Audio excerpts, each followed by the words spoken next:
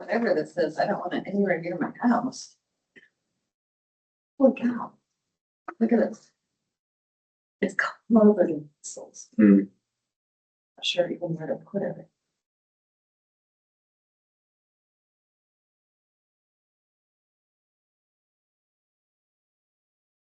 Okay, now I'm cursing whoever brought it in.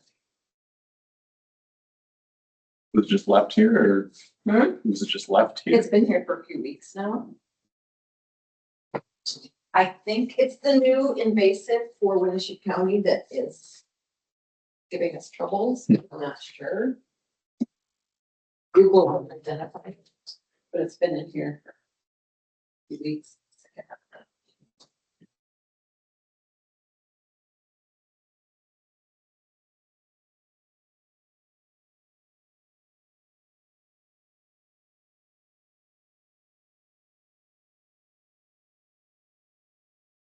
Okay. Fine.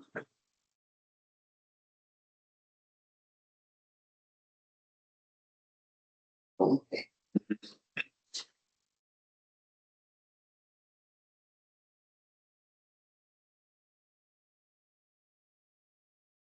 Welcome back. What the? How was France? This, I saw London. No, you did not see London. Huh? I see London, I see France. No, I did not. You did not see underpants? I did not see London or. Yeah, it's good. Good. Did you do a lot of sightseeing? Well, no. It's relaxing. Yeah. I put whatever that invasive species new to Winneshiek County up there. It's been laying on the table for a few weeks. Okay. It's a new invasive, but I don't remember the name. What is that? Oh, it's a picture of it? Oh, so it's a piece of it. Oh, look. I'll leave it.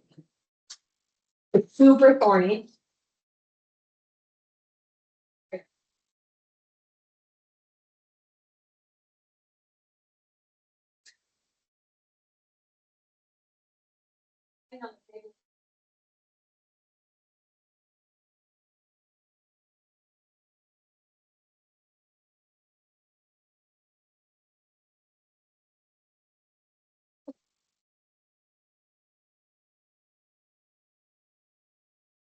Somebody told me the name.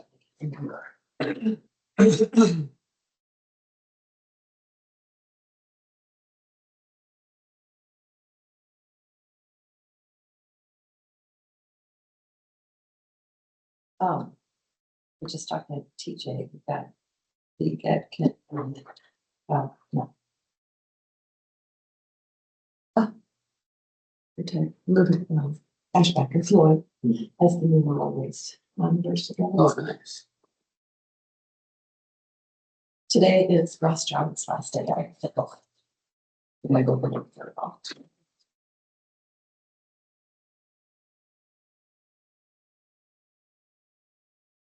Garden.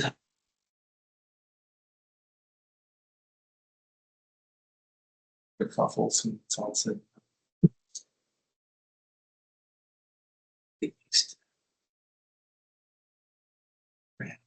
Yeah.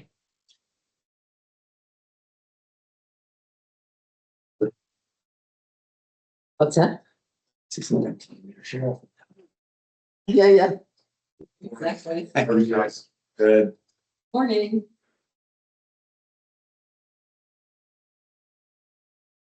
You guys survived the weather okay? Yeah, did you is the question. Made for a, A lot of long hours. yeah, I don't know if it was a long or short weekend, but it was a weekend. Yeah. Could have been a lot worse, I guess. Let's put it that way. So bizarre, a little spotty, the rain. Yes. My counterparts down in the metro area. They got quite a bit. In which area? Like metro with the proper and yeah, they're doing.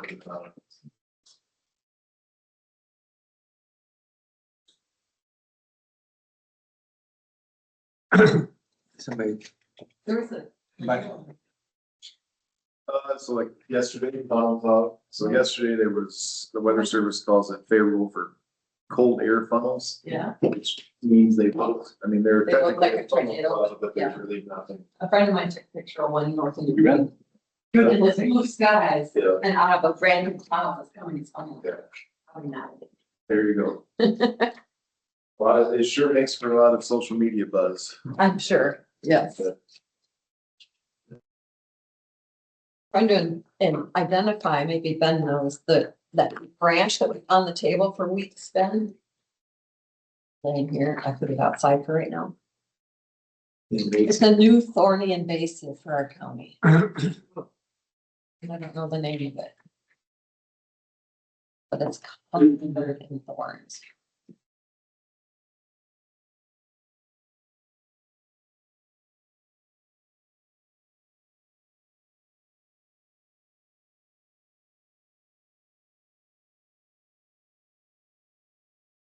You have a nice vacation, Ben? I did, it was very nice. Excellent.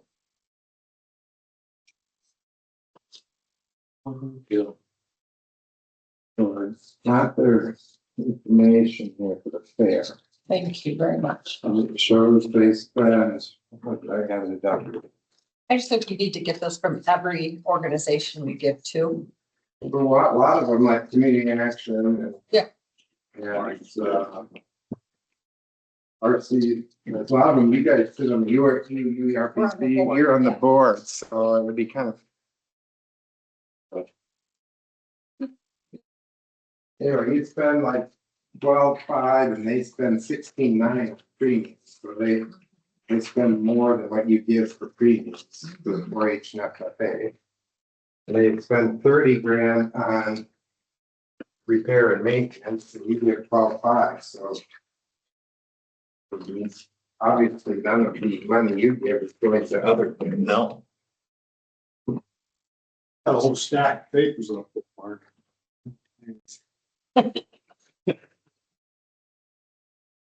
Wow. Living lion.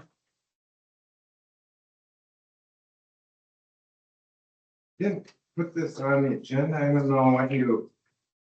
Dan, know what, I mean, it's a notice that they're doing a voluntary annexation. There's not really much you can do other than unless somebody here wants to go and to the public hearing and complain. That's up on, off locus. Yeah, that's one.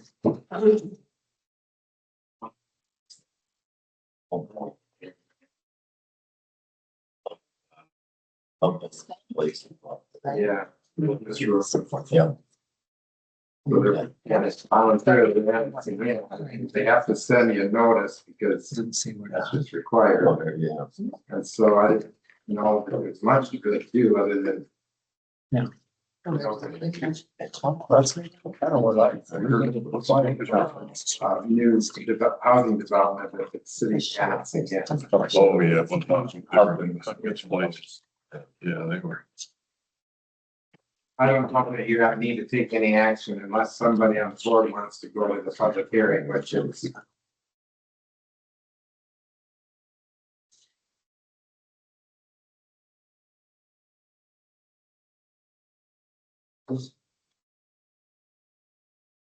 July 20th at 5:45.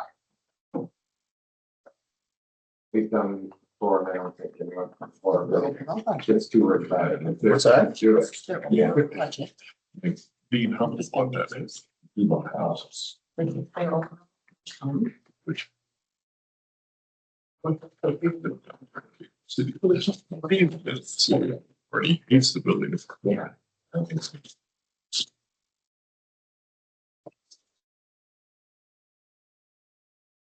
$65 flat.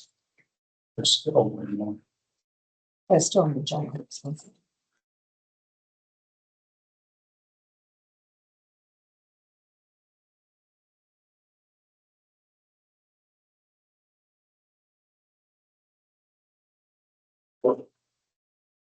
It's 9:30. All those that so choose will stand for the pledge of allegiance. I pledge allegiance to the flag of the United States of America and to the republic for which it stands, one nation, under God, indivisible, with liberty and justice for all.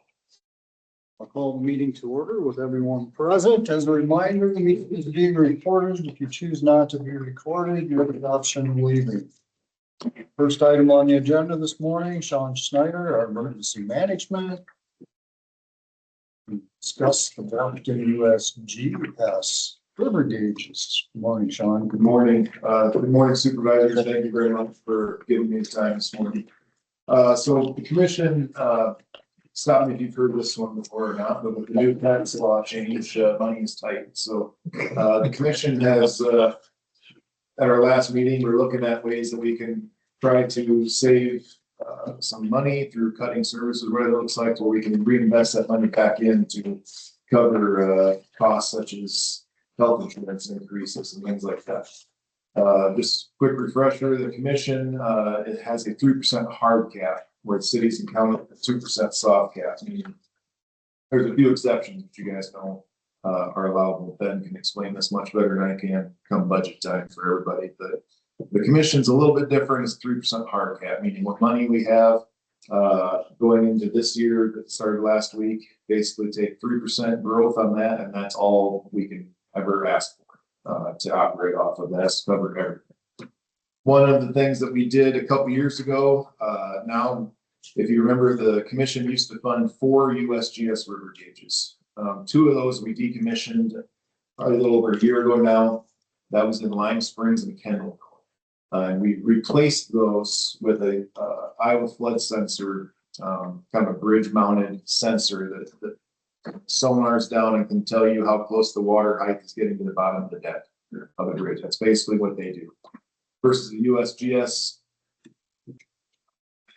the 2 that we replaced, the USGS river gauges, they really weren't much more than what that is. So that was an easy kind of 1-for-1 swap. We saved about $10,000 in our budget for a one-time cost. The caveat comes in with Bluffton and Spillville.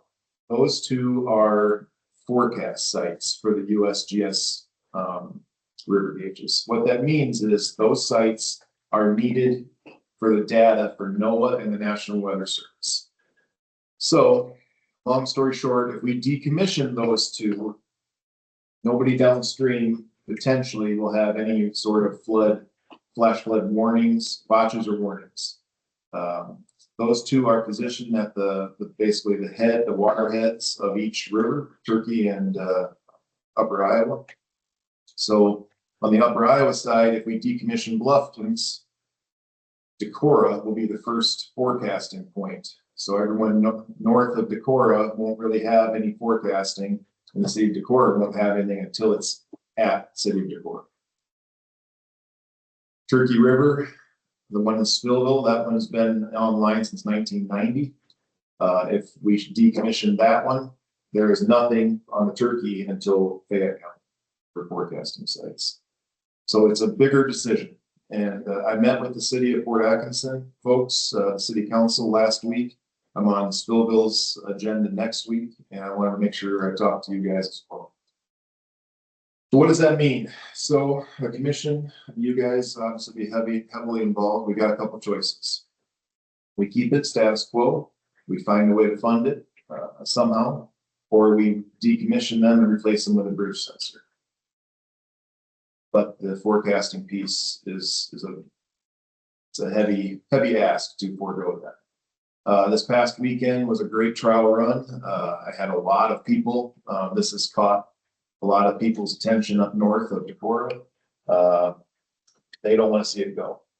Because I politely told them, I mean, budget constraints, or I should say new growth constraint. I want to be, I know it's splitting hairs, but it's not a cut of the budget. It's a reduction in growth. So either way, we have to be fiscally smart. Before I go any further, what are your initial thoughts on that? Sean, Yeah, go ahead. remind the public, what is the financial impact? So the USGS, up until last week, for the 2 that we fund, one in Spillville, one in Bluffton, was $22,230.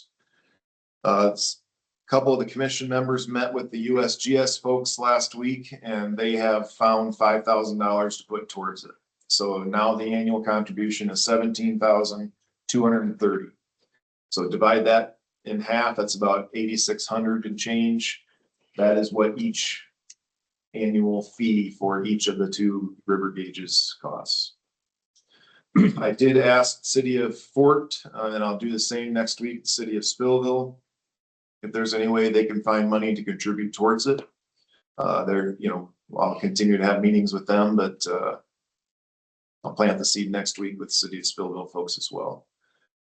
My question for the board here is if the wheels really fall off, financially speaking, for the commission, does the county have a way to pull the 8,600 for Bluftons out of the rural fund or something like that? That's not a decision you have to answer right now, but it might be something that I float to you guys come budget time. Just want to be I transparent. don't think it would be rural fund, No. but because it benefits everybody, so it would probably be more appropriately in one of the general funds. Now, Gotcha. whether we could pay those, I think it's likely that we could pay those directly from the general supplemental, Okay. but I would have to do some checking to verify. Yeah, that's what Yeah, as I understand it, Ben can correct me, like, if we can't, then they have to come from the general fund, and that's got to say worse restriction than yours, 2%. yeah, as I understand it, and Ben can correct me, and he needs time to digest this come budget season, but like I'm held to a 3% hard cap. So even if the commission and the supervisors, I'll use the 911 project we just recently did. That was a cooperative agreement between both. We can no longer do anything like that moving forward. Even if both sides agree, I can't take in more than a 3% growth. So it really limits what we can do as a county. Am I saying that wrong, Ben? No, that's exactly right. So that's, The whole project where we funded the 911 towers by using the supplemental fund to give to Sean, and then Sean paid for the towers. That will no longer be allowed using a process like that. Even when we did that, I did run it by Department of Management and Hacker Nelson to make sure it was all legit, and it was legit at the time, but it won't be anymore. it just kind of cuts us off at the local level there. I have a question and not expecting you to answer it. It's rhetorical. What do Clemish and Bergen have to say? Do they know the effects this has on rural Iowa and our budgets? They're tying our hands again. So I have been in contact with Mike Clemish regarding this.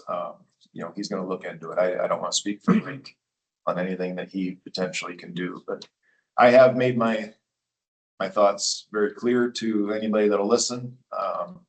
I'm a big believer in local control, and I think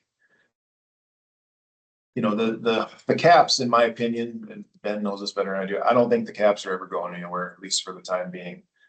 And that's fine, but there should have been, in my opinion, there should have been a caveat that allows, if it's a group decision between both boards, you can do what you need to do to do a local project. That's not allowable anymore, so. It's really unfortunate because long term, we do flood. We're never gonna stop flooding. And the floods could be way worse in the future. This is really gonna hurt us long term financially, property wise. It doesn't even make sense to Well, look. and there's another aspect of it too. It's safety, not just for the safety of Right. the people in Winneshiek County, but the people downstream. Absolutely. 100%. But if we could come up with something out of the supplemental, would we be better off to move it upriver further? So Cause you got Kendallville, you got more campgrounds north further. That gives Bluffton a warning before it gets to Bluffton. Yeah. So, So I mean, remember, we have the bridge sensors up north.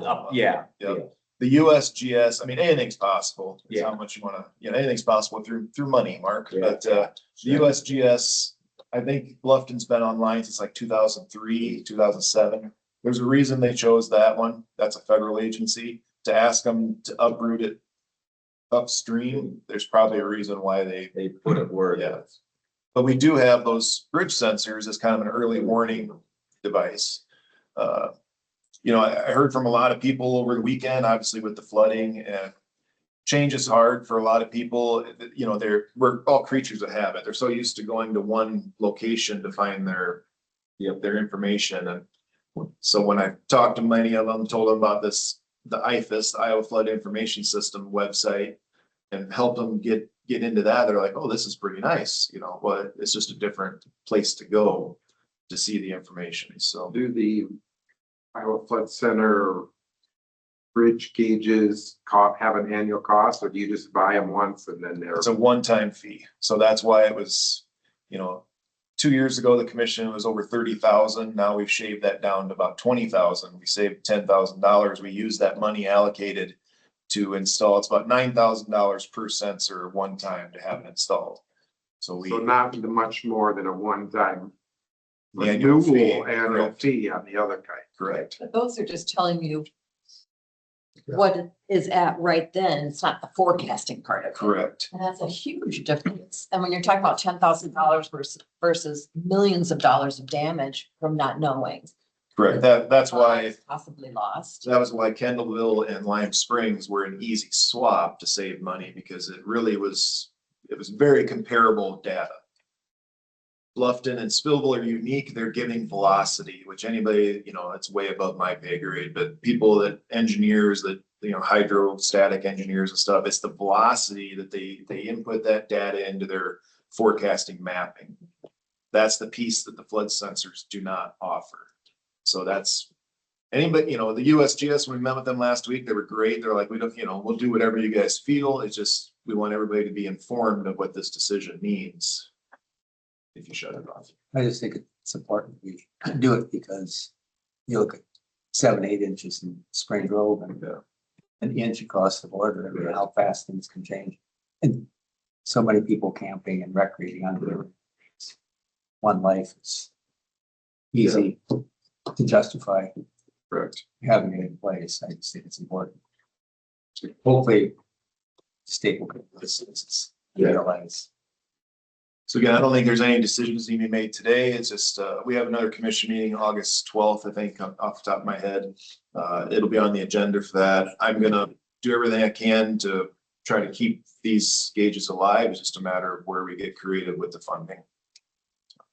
I was gonna ask, what kind of timeline are we looking at that we need an answer for? Yeah, so probably like we've got it budgeted obviously this year, so I think I feel confident and I can return their agreement and keep it alive for at least one more year. It's gonna be fiscal year 28 budget, you know, when we have, you're working with Ben, obviously, try not to roll your eyes too hard there, Ben, but you know, as I do the budget and try to figure what the new normal looks like for the commissions. I think that it's up to all of us to make sure as a community, we realize you get what you pay for. Correct. You get what you pay for. And if we see an increase in supplemental taxes, we're using that to cover things like this. Yeah, both are fantastic resources, USGS and the flood centers, just they offer two different looks, you know. Yeah, and it sounds like a long ways down the road into next year's fiscal budget, but in all reality, in 6 months, It'll be here. That Yeah. budget, so. Yeah, 3 months. I mean, his budget is due a couple months before yours, so he's starting here in a couple months, 3 months. And that's, thank you, Ben. That's the last minute I'll take up. Like if there's anything you guys can do with your counterparts at the state level, the commission's budget is due February 28th to be certified through the Department of Management. Your guys' is what, April 20th? April 30th. A lot happens, and Ben can talk more about this budget time, but a lot happens from when we certify ours to yours, such as health insurance premiums. Ben and Lynn do a fantastic job of guessing for me, but the commission is always in the rears every year. Because we guess and we're usually short on what the actual costs for things are. I've always been able to make it up the following year, but it's always a year in the rears. We won't have that anymore, so things, you know, are just gonna have. I mean, most of the other budgeting authorities are April 30th as well. The difference is that I'm assuming why it's set up that way is that you get yours done. So the county knows what number to put in from your budget into ours, Yeah. or the cities that give money need to know that before they do their budget. Yeah. They can't wait till April 30th and find out, oh, the commission needs, X. yeah. That's where I was thinking, maybe even if it was March 28th or Yeah. something, give us an extra month to be closer to you guys, would go a long ways. And it wouldn't matter as much now since they capped you. We already know that every year you're gonna just get 3% yeah. more, so. it It's wouldn't pretty be easy a- to punch in. Yeah. Yeah. Anyway, any final thoughts before my time is up? Thank you for all that you do. Yeah, I appreciate that. And good article in the paper that did Yeah. help educate the community about this. I just don't want to come to you guys during heat of the budget and have this be the first time you've heard it, so. Okay. Next item on the agenda, the Security Committee. Discuss, possibly act on recommendations. Good morning.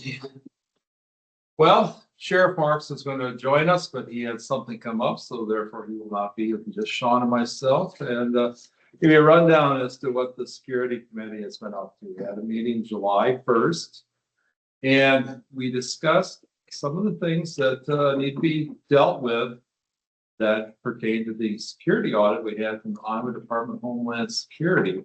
And one of the major items that was referenced that I was waiting to got into the new fiscal year was additional lighting for the parking lot and the east facade of the courthouse.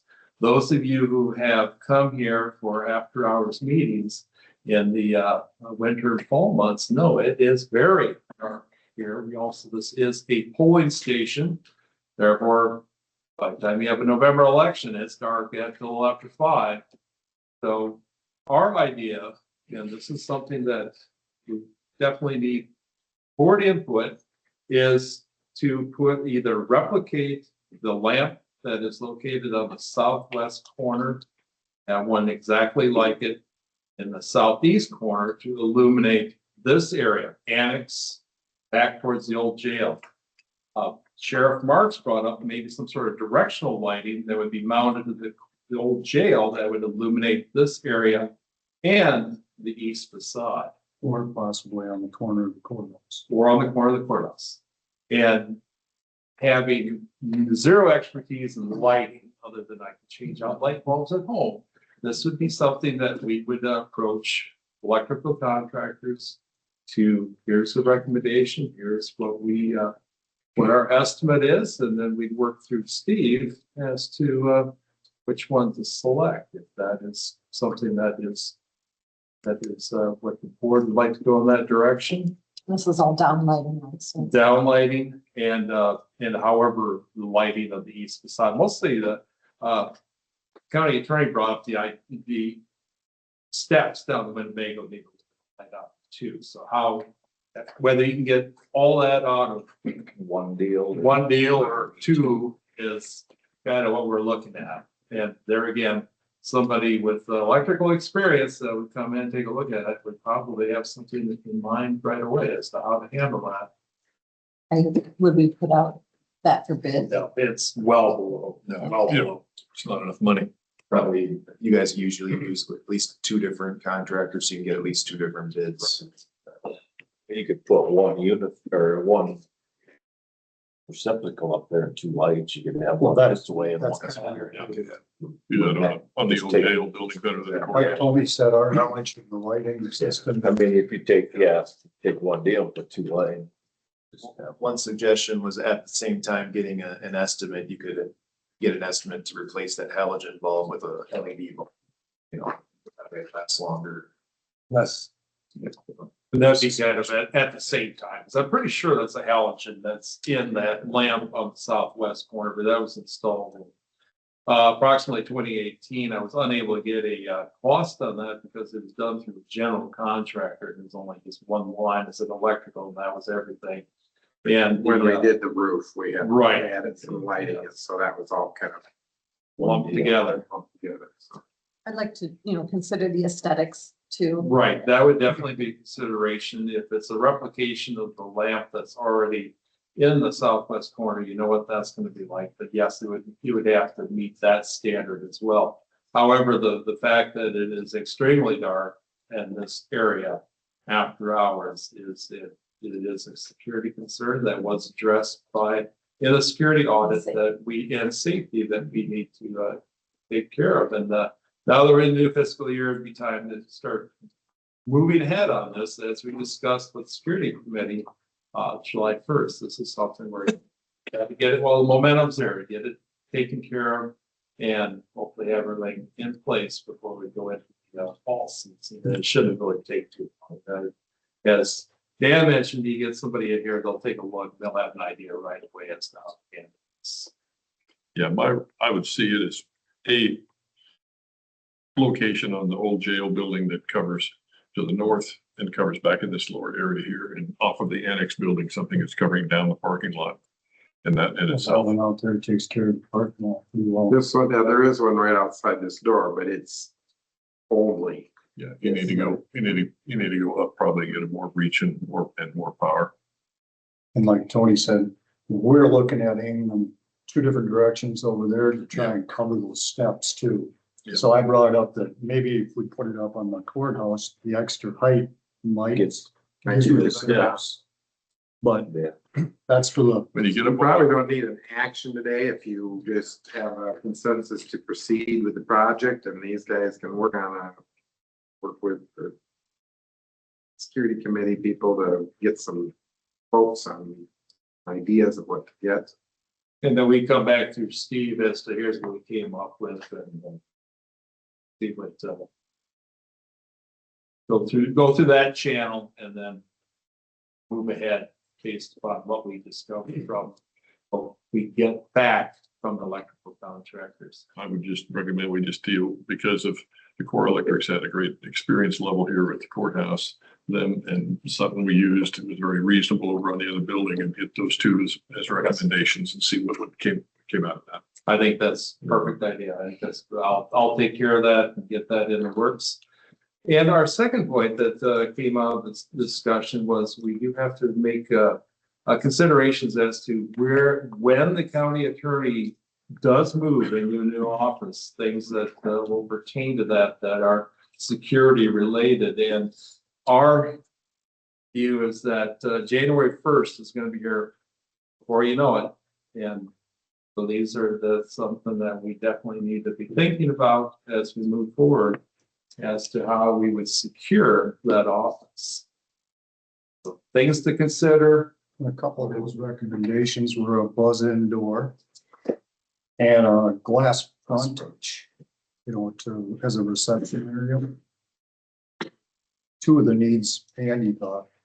And then with Andy on the security committee, it would seem like as you plan the remodel for the space, you can just incorporate some of those. In previous drawings that Andy and I worked on, both of those issues were included. That was kind of what we would, as the security committee, that was just one of the topics that we discussed, and just the fact that we're moving down the timeline, and we'll be here before we know it. When I mentioned going back to the lighting, aesthetically lighted, looking at the whole neighborhood as a nightscape, that it's not a bright white LED looking thing compared to the rest of the neighborhood. And I'm speaking from experience on Park Board when we had the Veterans Memorial put in, a wonderful memorial. It's supposed to all be down lighting, and it's not. So it's easier to do it right the first time rather than go, oh, wish we would have really been strict on that and said down lighting. So that's the only concern I have, is that it fit in with the neighborhood and meet the safety requirements and security requirements. And a lot of the fixtures now, almost all of them have different settings on brightness. Because I know when we put that memorial in the park in Washington, they turned all the way up. It's like, Daylight. you gotta turn them down a little bit. Right. No, and that's a very good point. We'd want to kind of match what we already have for lighting for the parking lot, which is a downcast light, and I don't think it, Mark, you live up the street. Do you notice anything with that in the after hours? The one up there is Right. probably excessive. Shoots out across the valley, which is not correct. I mean, I think Locust Road is a good example of how you can do down lighting without having it blasting out over the neighborhood. So My neighbor talked about the steps. They work very effectively. It's a solar powered mounted to the side of his step well. Every night when I walk by, it pops on, it's bright, it's illuminated, and it just disappears. You can sell them about $25 a piece. It's hardware or something. That's a good consideration for that. Something that, when we make contact, we will bring these to their attention and see what we get back. And Sean, anything else to add? I was waiting for you to use the word exterior illumination, but you didn't. Oh, well, I got exterior illumination, very important. Anything further for us?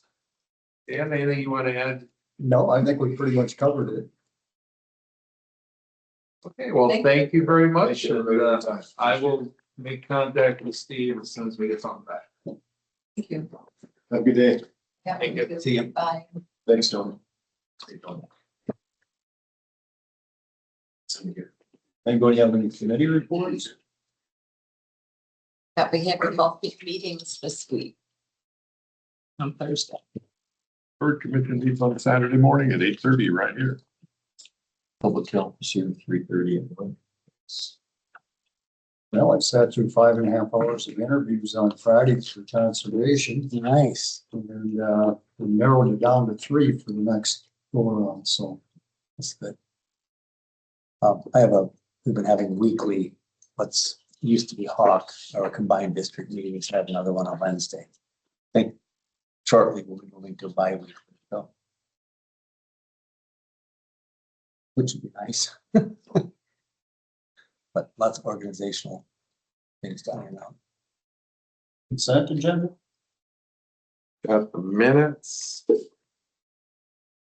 Orders monthly report on auditors quarterly report. I'd move to approve the consent agenda. Second, Have a motion and a second to approve the consent agenda. All those in favor, say aye. Aye. Those opposed, same sign.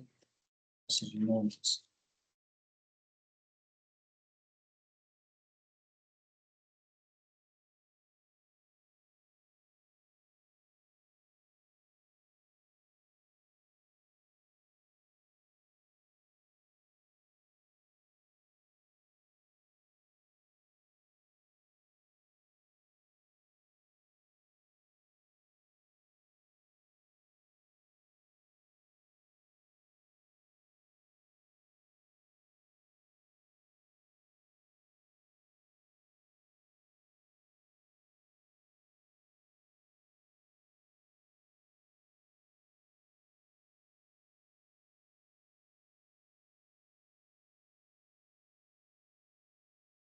So here are, eleven copies of the proposed conditions. Thank you.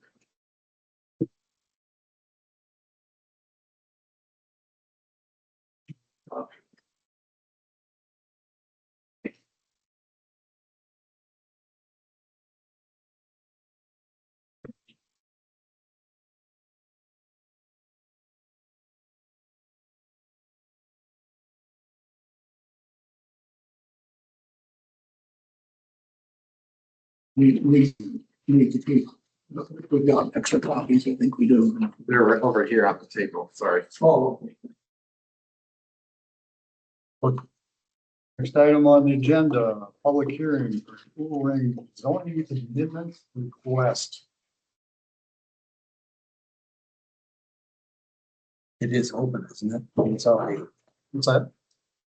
is the public hearing open already or? No, No, Not yet, we just did Motion to- motion. Second. the motion is second to open the public hearing. All those in favor, say aye. Aye. Public hearing is now open. What do you have for us this morning, Tony? All right, so the Ulrings are requesting a rezoning to essentially change the conditions that were placed on their establishment last September. So the planning and zoning heard the public hearing on it. They recommended unanimously to deny it. Now we're here. I do have a letter from the adjoining landowner that was sent in this morning, so when you get the public comments, I can either read that or hand that out to you. You denied it based on the fact that you wanted us to make the decision, not the commission, because the agreement was with the board of supervisors. That's why you unanimously denied it, correct? That's correct. Okay, thank you. If you want to read that, Tony. All right.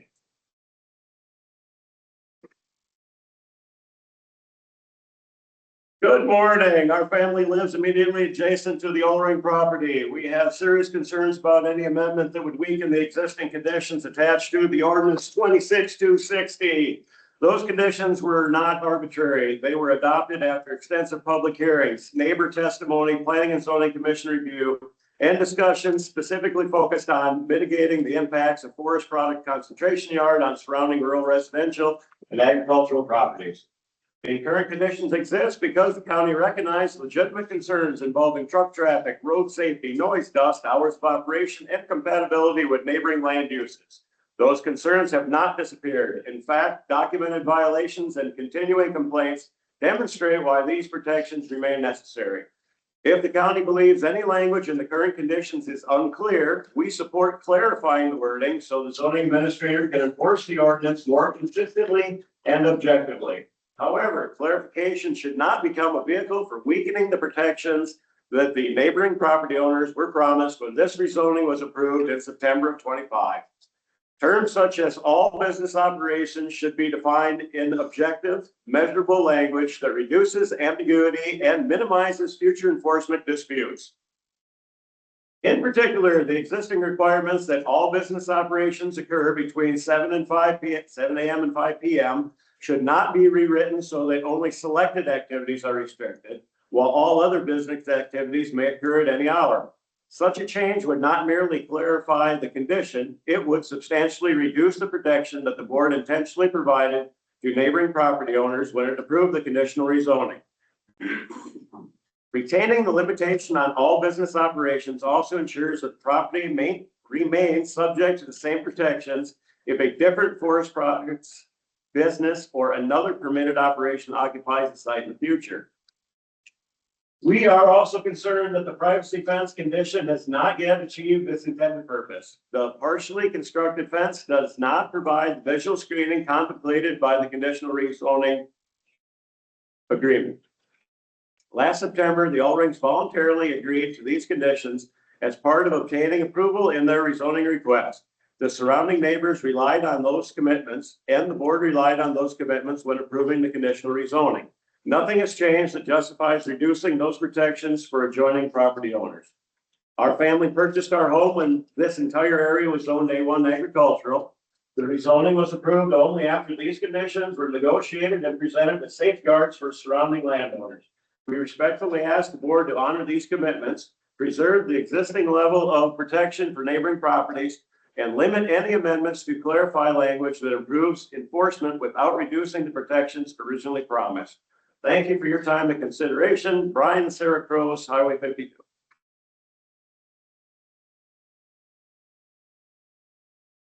Copy that then. Give me a copy of that. Yeah. I got the email, but. Thank you. Thank you.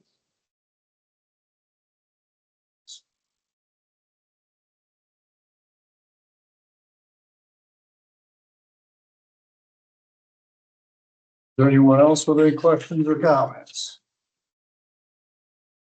When the time comes for me to speak, I'll be ready. Okay with you right now? Okay, sir. Good night. Yeah, so, we have here a copy of some proposed,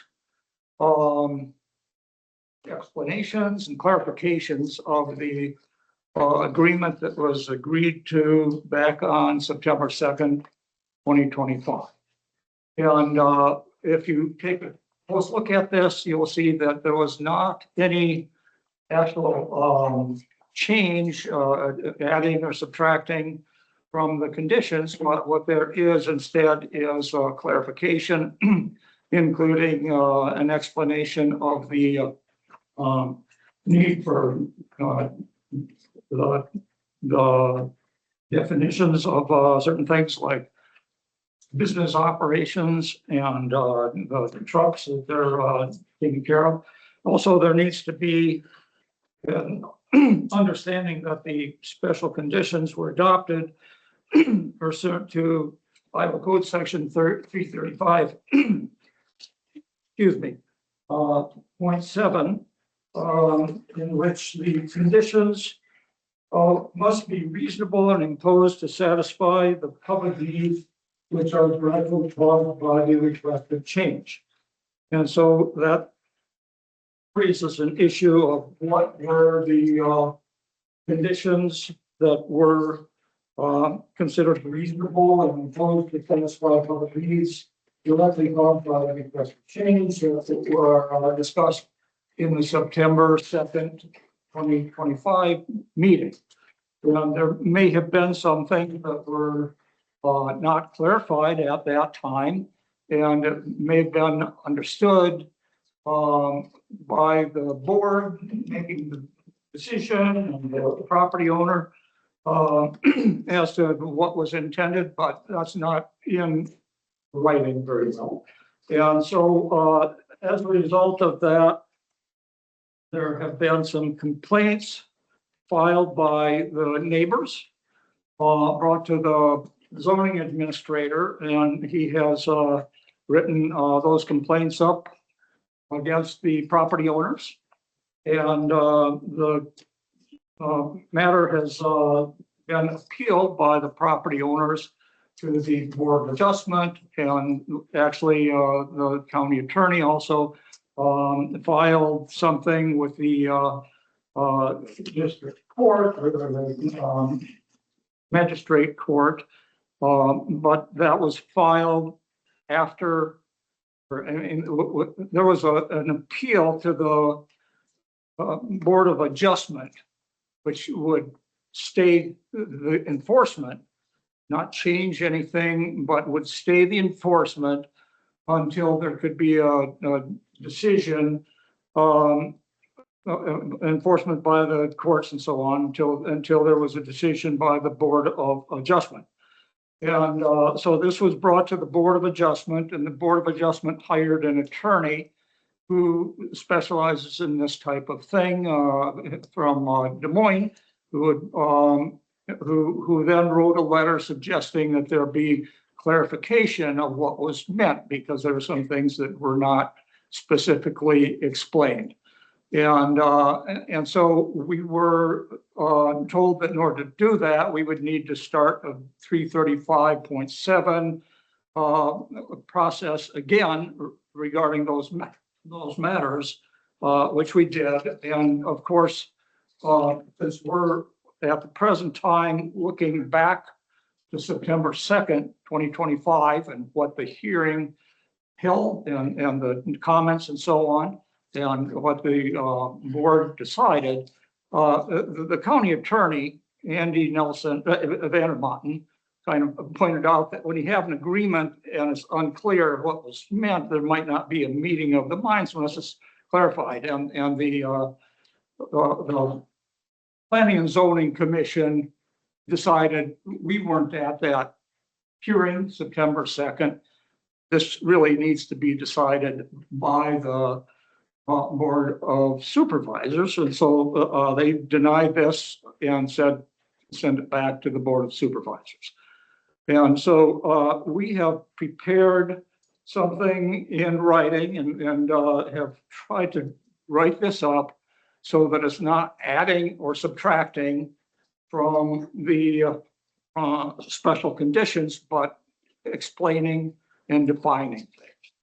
And so what we have here, which we have provided and signed by the property owners, begins with an explanation of the purpose of the conditions and the law governing the conditions under 335.7, and pointing out that that needs to be a predominant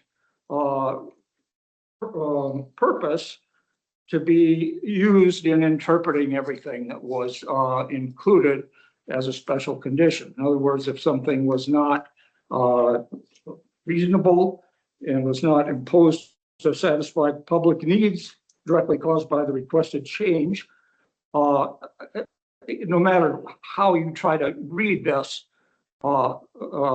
ordinance and the proposed changes, you should not read it in a way that's not reasonable and not imposed to satisfy public needs directly caused by the requested change. So, for example, you know, if the property owners were on the property walking around grading logs or marking them or talking on the phone to somebody or showing logs to somebody, that's not the sort of concern that was being addressed by the hearing and the special conditions. And actually, what I've done here in order to help understand why we have written this up, I've got some explanatory comments, and this doesn't need to be signed because it's not going to be part of the agreement if anything is agreed to further today. But this just kind of explains why we ended up here and the sorts of matters that were brought to the planning and zoning. And I'll maybe give a couple and why we're trying to explain our work here today. So anyway, basically, one of the things that is an issue here is what were the types of concerns raised by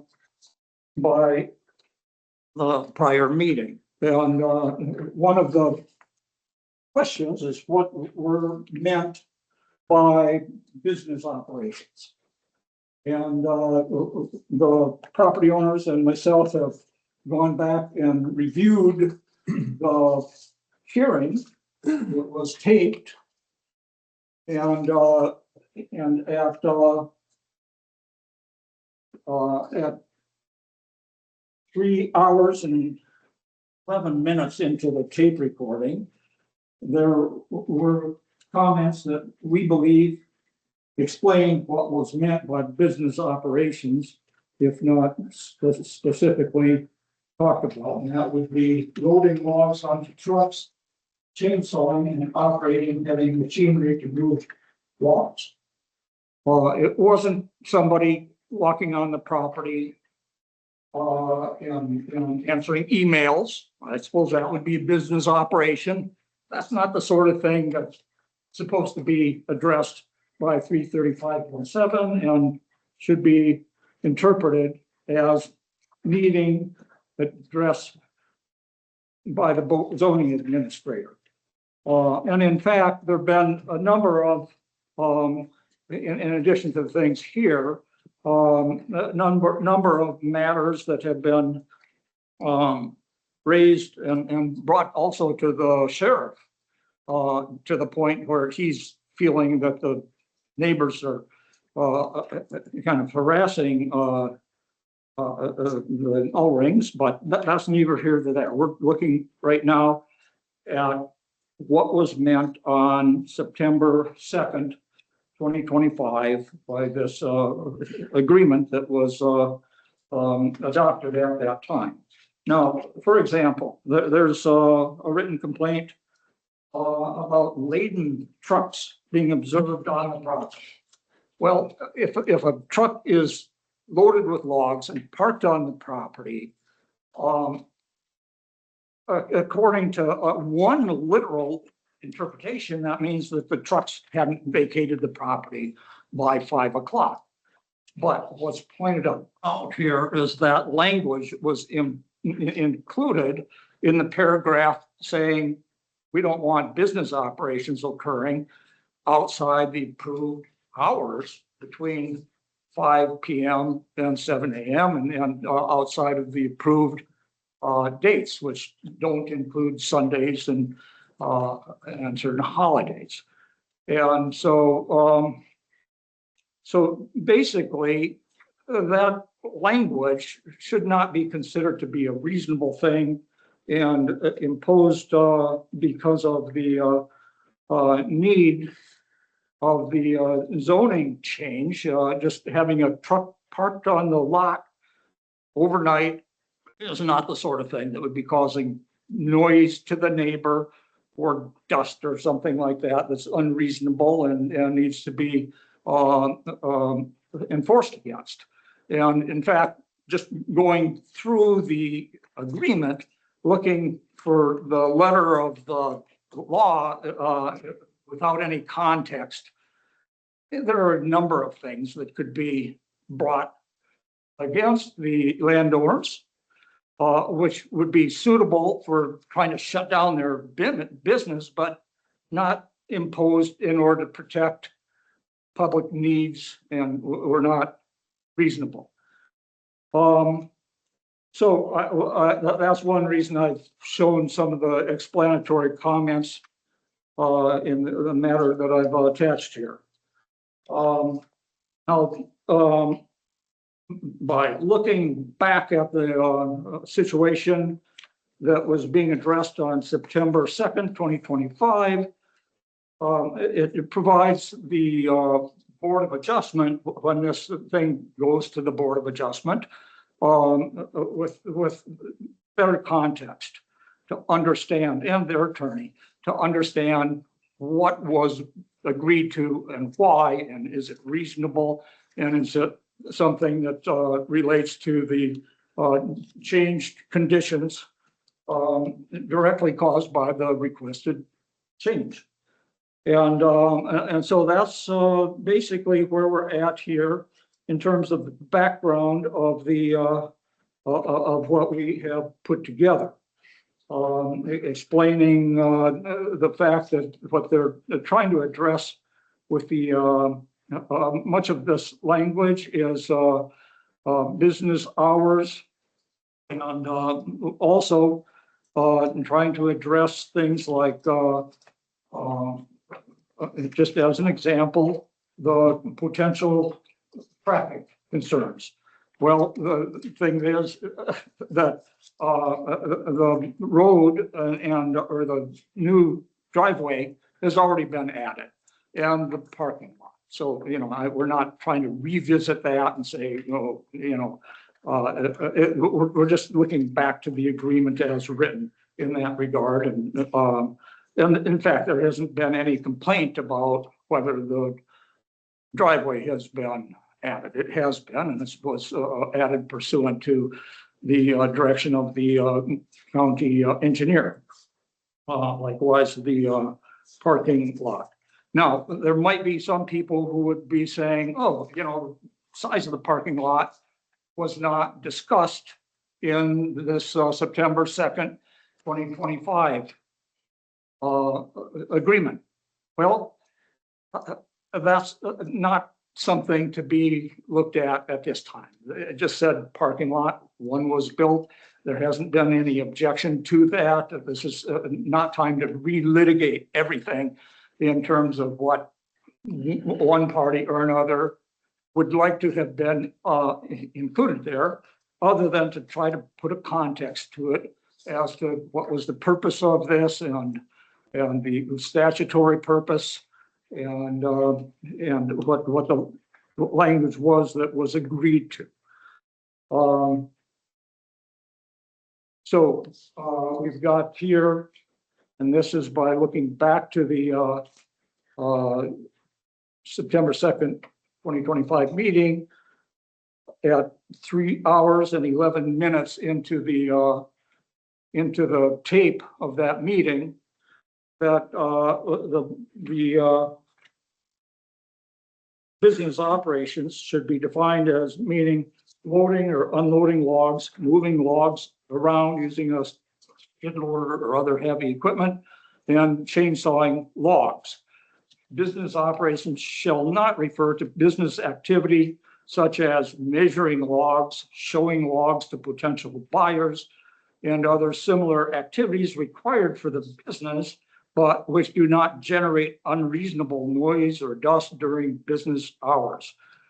And then paragraph C of what we've just provided lists some of the concerns that were brought up on September 2nd, 2025 at the meeting and the hearing.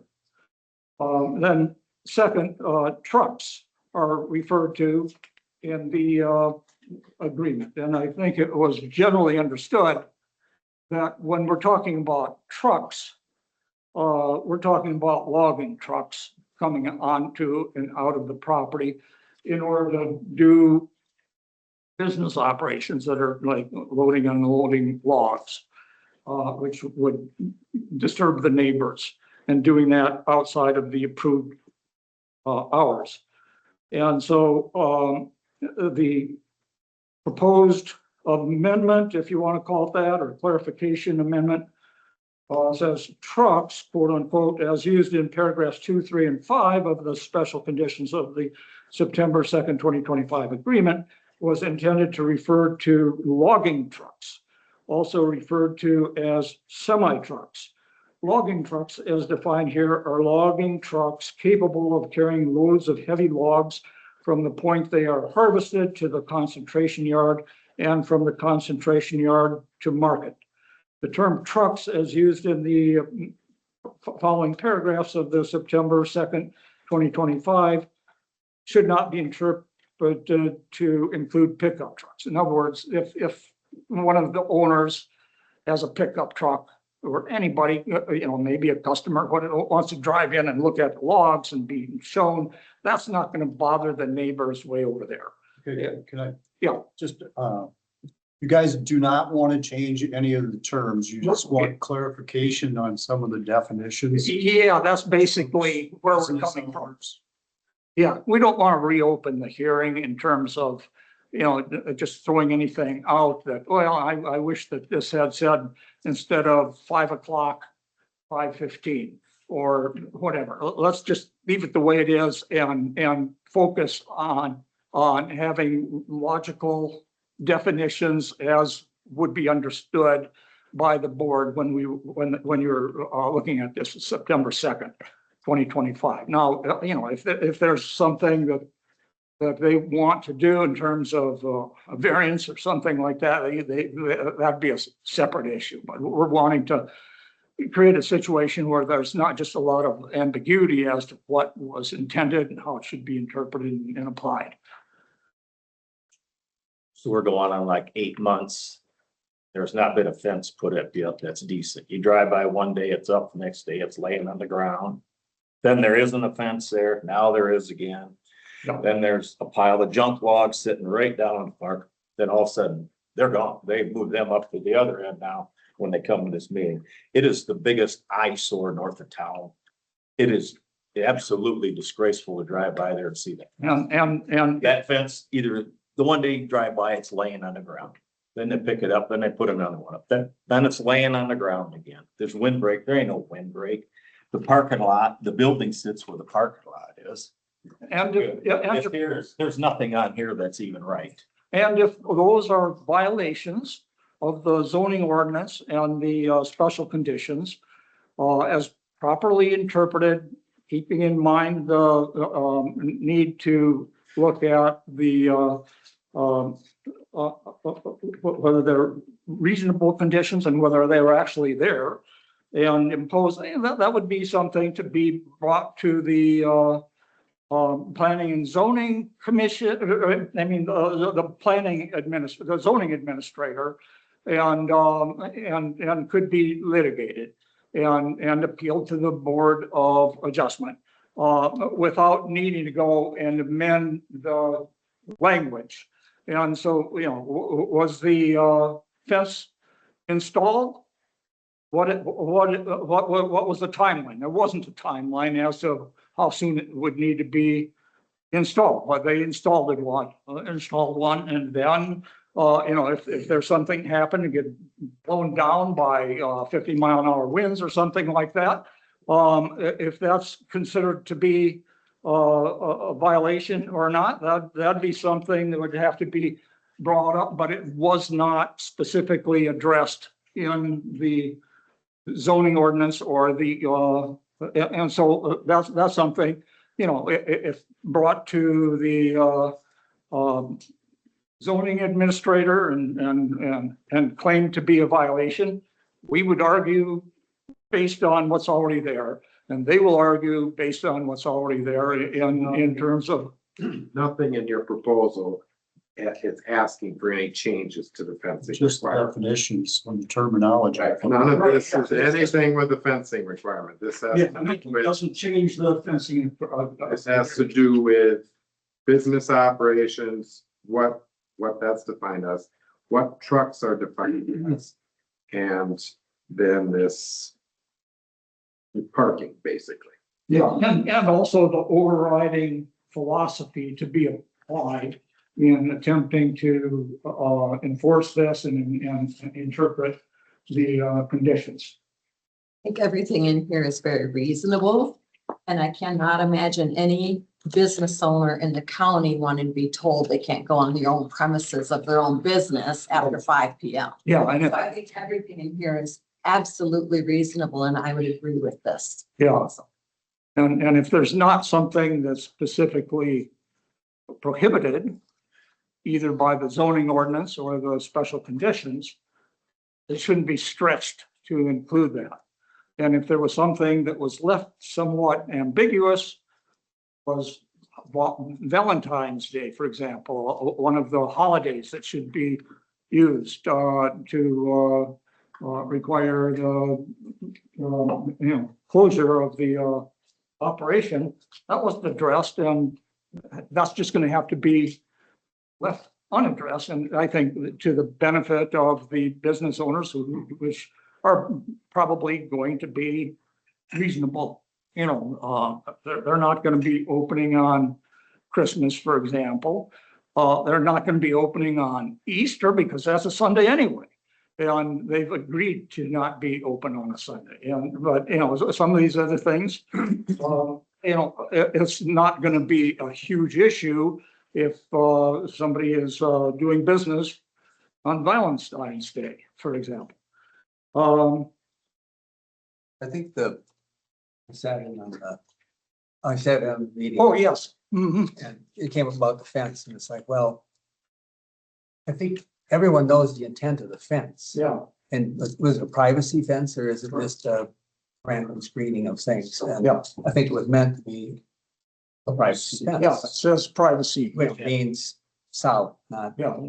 slab. Yeah. And that's what Not slab, but probably something more presentable. And privacy, if I think the intent was make it a operation that is presentable to the public to a certain extent. Now you can drive by farms and that are probably not presentable to some people either. So, Yeah. so you can't just start saying, well, you gotta make this Yeah. presentable. and we're not asking The the intent board to change any language It there. didn't make it work. Well, Yeah. we could better define privacy fence. Yeah, Not not, changing definitions Yeah. for trucks or business hours or whatever. and it's like, okay, the truck is there, but if you're out there messing around trying to get started when it's 20 below zero at 6:30, Yeah. because you want to have it running at 7, well, that's probably not right. I mean, how much, so there's lots of little things that are, Yeah. and you as council sat and negotiated this and didn't. Yeah, bring you it up agreed with, time. everything. Now we're back here. Well, this ain't right, because, yeah, that's why I voted against it, because I knew exactly where we were going. We're sitting right here again. Yeah. We're gonna be sitting right here a year from now, same thing. We're gonna agree to this. Yes, we will. Actually, if there is a There's complete, nothing been done since September. It is the most hideous place to drive by there is. And that would be an opinion. Wow. That's- and Have if, you drive by there when the fence is laying on the ground? Well- Pile of junk logs sitting right next to the highway in We're the ditch? adjusting this proposal right now. once the wording of privacy fence has been included, we're not asking to go back and try to define that further. And we don't believe that it's necessarily the Board of Supervisors to litigate that issue if it's brought up as a complaint. That would go to the planning administrator. And from there, if it's brought against the landowners, they would appeal that to the Board of Adjustment. And if they feel that there's further need to change that, they can go ask for a variance, which they haven't done so far because we're at a point where it's mainly needed in terms of the changes needed are clarifications and definitions. And we're not trying to change anything about what is meant by privacy fence. Now, I know This request today does not have anything to do with the fence. it doesn't have anything to do with the fence. That's in a separate process being Right, appealed or litigated Yeah. or whatever you want to call it. exactly. But that's one of the things that the Board of Adjustment and what Doug Herman, the attorney for Board of Adjustment, was saying. What is a privacy fence? We came and said that that was a violation, that the privacy fence was, the condition went up September 2nd. And there was no privacy fence when we gave them notice, Tony gave them notice, and then we went to magistrate and we said this was a violation. That has already been done. And then you appealed. And then we're at Board of Adjustment. And now you're saying, well, if there's a violation for the privacy fence, then somebody can make, then we can go after them. Well, that's already been done. We have a violation. We're agreeing that you can bring this as a complaint to the planning administrator. If he can file that against the property owner. That has been done. That has been It done. hasn't been and you- finalized. That has been done, Because and it's you an have appeal. appealed, and your appeal was, there was no timeline as to when they had to have the privacy fence done. Which is true. So the board is here today, and you're asking for some clarification, but not clarification on the privacy fence. So my question is, if you're gonna come to the Board of Supervisors and ask for clarification, after we've already had many violations based on what you've already had for these conditions, you're not wanting to address the privacy fence, which has already been violated. It's already in appeals, and now we have to do this again? It Like, hasn't- I'm asking you, can we address that Okay, condition as okay, well? you're raising an important issue, which is that if there's something that's left ambiguous, completely ambiguous as to, there was no timeline, but it was completed. Nothing about what if the fence falls down or isn't, something like that. The zoning administration or the zoning ordinance as created back when that log lot concentration area was created and was not specifically addressed in the proposed conditions, then it's late to come back in now and say, well, that should have said within a certain number of days, and it wasn't done that way. I disagree, because if you're asking us to make changes on things that you want, then we should be able to make the changes that we see need fit for the whole agreement. And what we're saying is that you should not be making changes that would increase the restrictions that were imposed by the ordinance and by the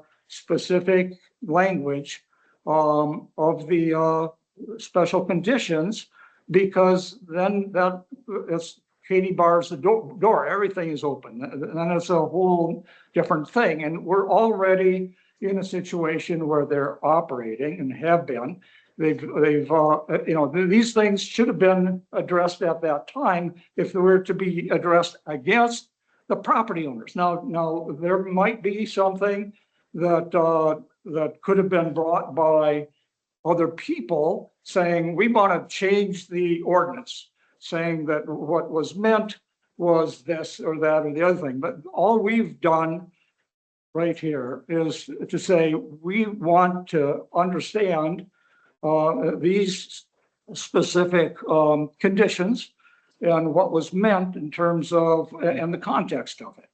And Like, exactly what I'm saying is, if you want us to define a truck, we'll define a truck. But if we're gonna wanna choose to define a security fence, we can make a security fence 15 feet tall, solid, concrete posts, concrete in the ground, steel posts.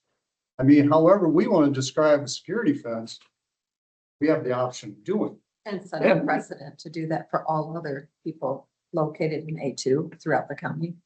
And if you did decide to do this at the request of the neighboring landowners, they would need to show that it was reasonable and something imposed by the zoning change. And I don't think a 15-foot fence would be within that, and nor would it be at this point in time, something that would be based on the hearing comments as to what was needed. What was discussed was a 6-foot private fence, whatever I that just is. used 15 feet as a. Yeah, I know. What I was throwing out. Yeah. Yeah. Your appeal, Carl, on that was that there's no timeline on it, so therefore they were not in violation because there was no timeline. That's maybe true, but they put up the fence. And when it has fallen down, they attempted to come back in.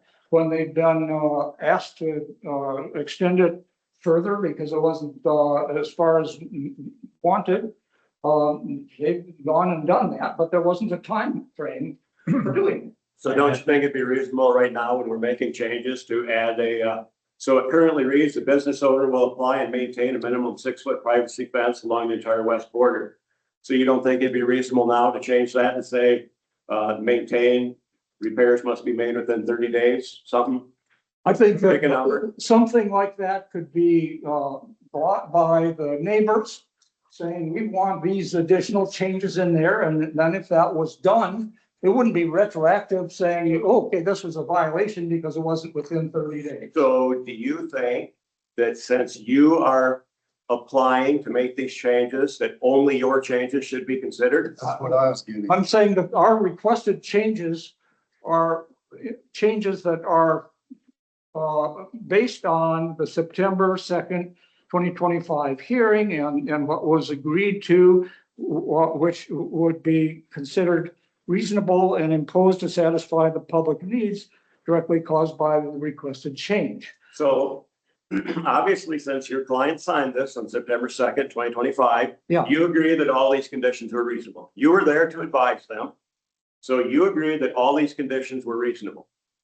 So going by that, and you requesting today that we are going to clarify certain conditions, why can't we clarify all conditions that have ambiguity? They're confusing. One thing that we're attempting to say is that if the conditions that even if they were agreed to by the Ulrings were not intended to require, for example, a prohibition of the Ulrings entering their property after 5 p.m. in their pickup truck and sitting there and answering emails or marking logs, then, okay, fine. That is something that should be taken into account and because it's not a reasonable condition to prohibit that and to impose it based on public needs. Based on this. Now, if there's something that should have been addressed in the zoning ordinance back that time, and wasn't, and is left undecided, it's my position, you're back to just the zoning ordinance. Nobody has gone there except you, Carl. Pardon? Nobody has gone there except you. That might be true. That's why I'm the attorney. Only thing we're talking about are the items on this list. We are seeking, or you're seeking clarification for some. Right. I am questioning why not all? Why are we not seeking clarification for all the items that are not clearly I agree specified? with Tony on that. And I will agree with you. Trucks. a pickup should not be considered a truck. We have code section But- 321.1 that defines the difference between them. It's already in Iowa code, 321.1. But yeah, if we're gonna clarify things, we're gonna clarify everything. I have a question for Janet. Since you've been involved with this since the beginning, is there anything in past history you would say as a board, when we review one aspect, can we review all those aspects of those conditions to define them? Yes, but it needs to be an agreement. And the agreement is supposed to be at the time the zoning change was being proposed, and it needs to be something reasonable and directly caused, the public need directly caused by the requested change. Aren't the conditions being changed from that agreement of amending the zoning code to allow the variance with these conditions? Isn't that also the reason that we're here to clarify those points? Those points we're asking to be clarified in part because they were left wide open. So, and we're not addressed at that time. And it's our position that adding any kind of restriction that wasn't already either included in the agreed conditions as properly understood in context of 335.7 and reasonable to satisfy public needs. These are matters that should not be added so as to increase the restrictions on the Ulrings. They should not be told retroactively. What are we adding that, if you take this literally, what are we adding? So is it your We're not contention? adding anything. You're asking for us to open it up. Open it up, So we're not adding. not open it up for substantial, substantive. We probably, in hindsight, should have said until these are met. We shouldn't even give them the permit. We shouldn't have the permit until the Yeah. wall was put up. So everything was done the way it was supposed to be. And good understanding, you referred to, my clients are not scofflaws and are doing the best they can. So we're not adding, you're wanting us to add, change. If you take this So literally. you're literally telling there's no intention of them ever putting up a decent fence that looks presentable to the public, is what you're saying. We are not addressing the fence. If somebody believes that's a problem, they can proceed with this in terms of enforcement, but the Board of Adjustment is going to need to understand that this is part of a 335.7 change that was imposed to satisfy public needs directly caused by the zoning change and not for some other reason. It's not to reopen the whole thing. Help me understand this, Carl. The Board of Adjustment is attempting to understand what the Board of Supervisors agreed to and what their intent was without us clarifying our intent. I think a part of that is what you said, but also it's important for the Board of Adjustment to understand the overriding concern that whatever is imposed on the property owners needs to be reasonable and needs to be imposed to satisfy public needs. But you're expecting the Board of Adjustment to assume what our intention was as a 5-member board when we approved this. That's my understanding of what you're telling me. I'm sorry? Without our Without our clarification. Well, if there is no clarification, even though it's understood and was understood, there was something specifically in the hearing. I said to Mr. Ulring right here in the courthouse a while back, I said, in my personal opinion, I've never seen a fence uglier than the one that you put up. And he made the statement to me that, well, my brother wanted this and I wanted this, and we went with what my brother wanted. Yeah. Is that a true statement that we had? And we're happy. So That Carl, won't matter, I want to talk. as long as this is, Can I? yeah. The point is that you're asking for changes that defines things that make it less restrictive by being more detailed.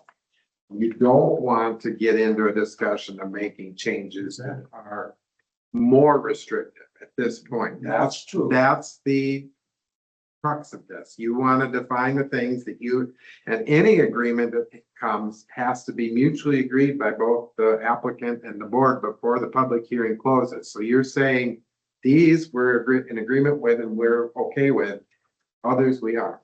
Is that what That's basically, and we're not trying to change, but we're saying these changes are needed because of the fact that there is a pending complaint, or there are several of them,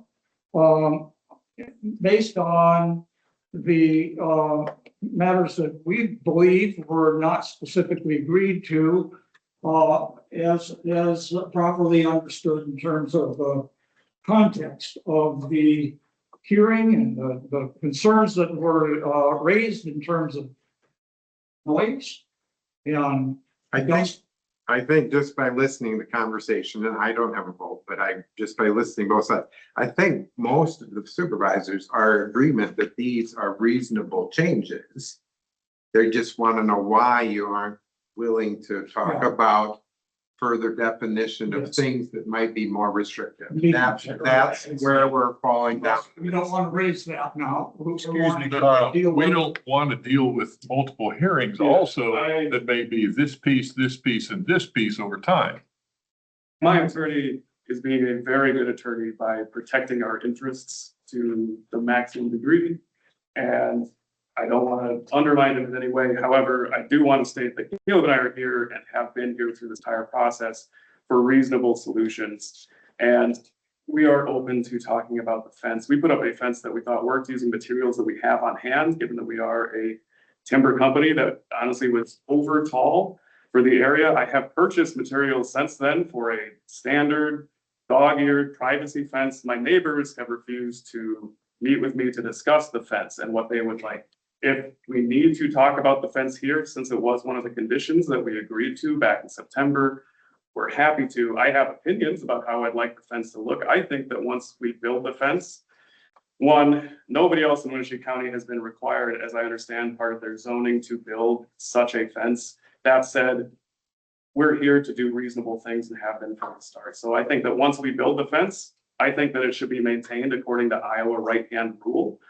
We ran into an issue earlier this year where we came, gave the neighbors a heads up. We came around, it was on a day that had 50-degree winds and part of the fence was, starting to bow. So we were like, well, let's take it down so we can do a repair so it doesn't do any significant, like fall on their property or fall on our property.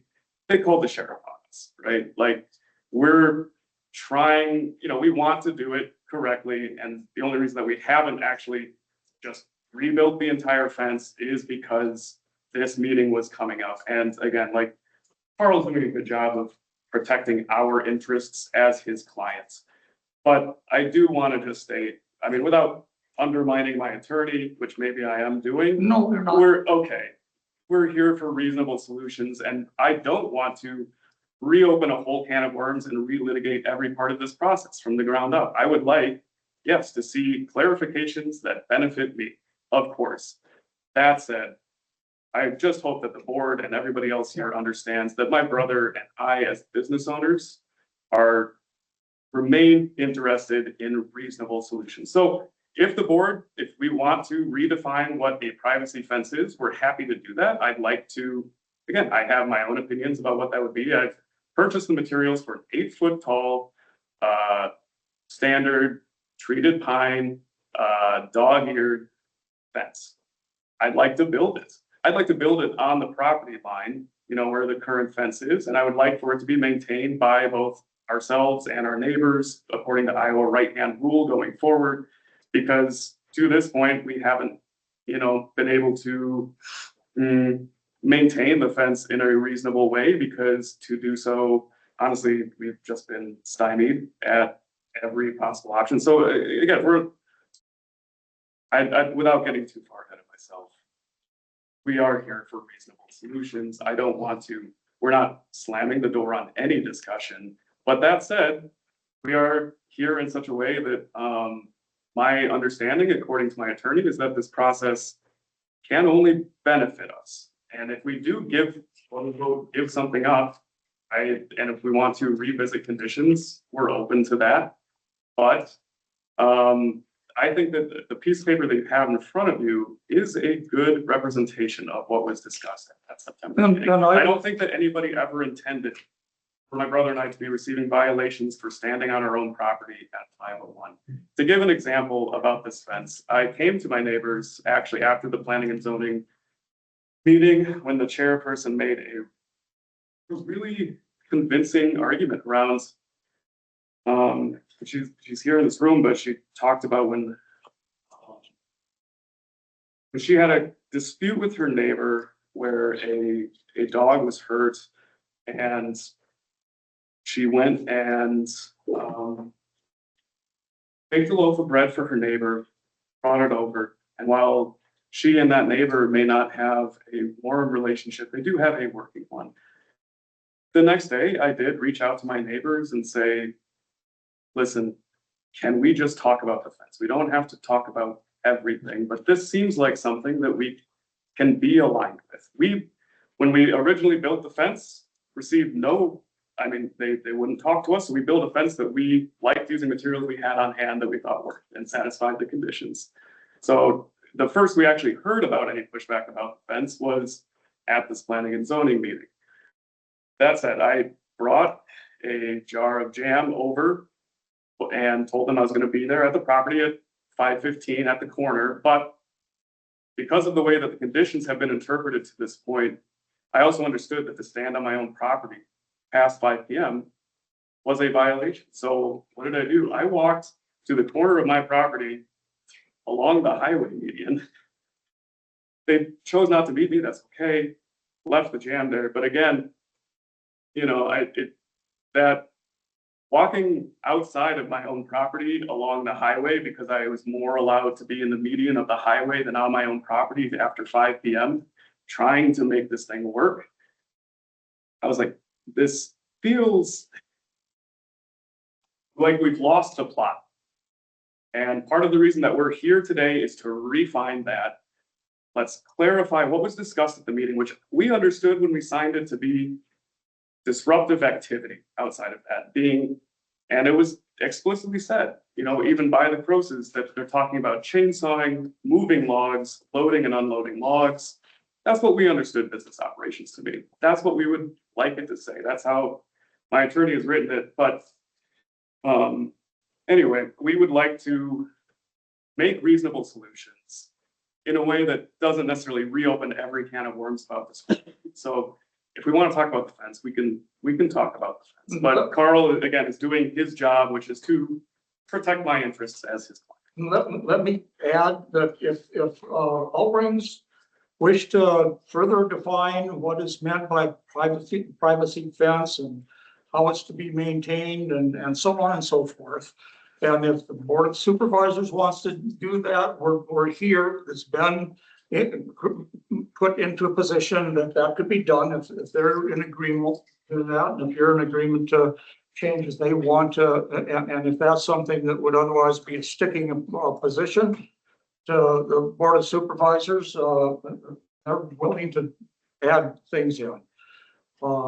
If the Board of Supervisors is wanting to put that in, and it wouldn't hurt anything to further clarify what's meant by privacy fence. So who, I guess was in the original talking and discussions about all of this, who actually owns the property and who uses the property? There's several LLCs involved in all of that. And does that make a difference then? And who can be on the property of who owns it? Well, okay, first of all, business, Ulring and Sons is what it is. And then, but these two own it. And I don't legal title of the property at present is Caleb and Ned Ulring. as individuals, as tenants in common, each has a half interest. They have an LLC and they're considering moving this property into the LLC, but they haven't done that in part because they don't want to complicate things. But this is all written up such that the property owner, whoever it is going to be bound by the conditions that were agreed to. And if it's sold to somebody else or to their LLC, those conditions carry over. So that answers one of your questions. What else were you? Well, it's just like, well, if they own it, but they're leasing it to Ulring and Sons, I mean, is it? Yeah, okay. You know, I think there's an who's LLC. operating business, Ulring and Sons, or is it? the other LLCs? Whoever owns the property is gonna, the property is subject to the conditions. And the owner So it's not a is business. supposed to make sure that the conditions are understood. And if there's a violation brought, it's gonna be brought against the property owners.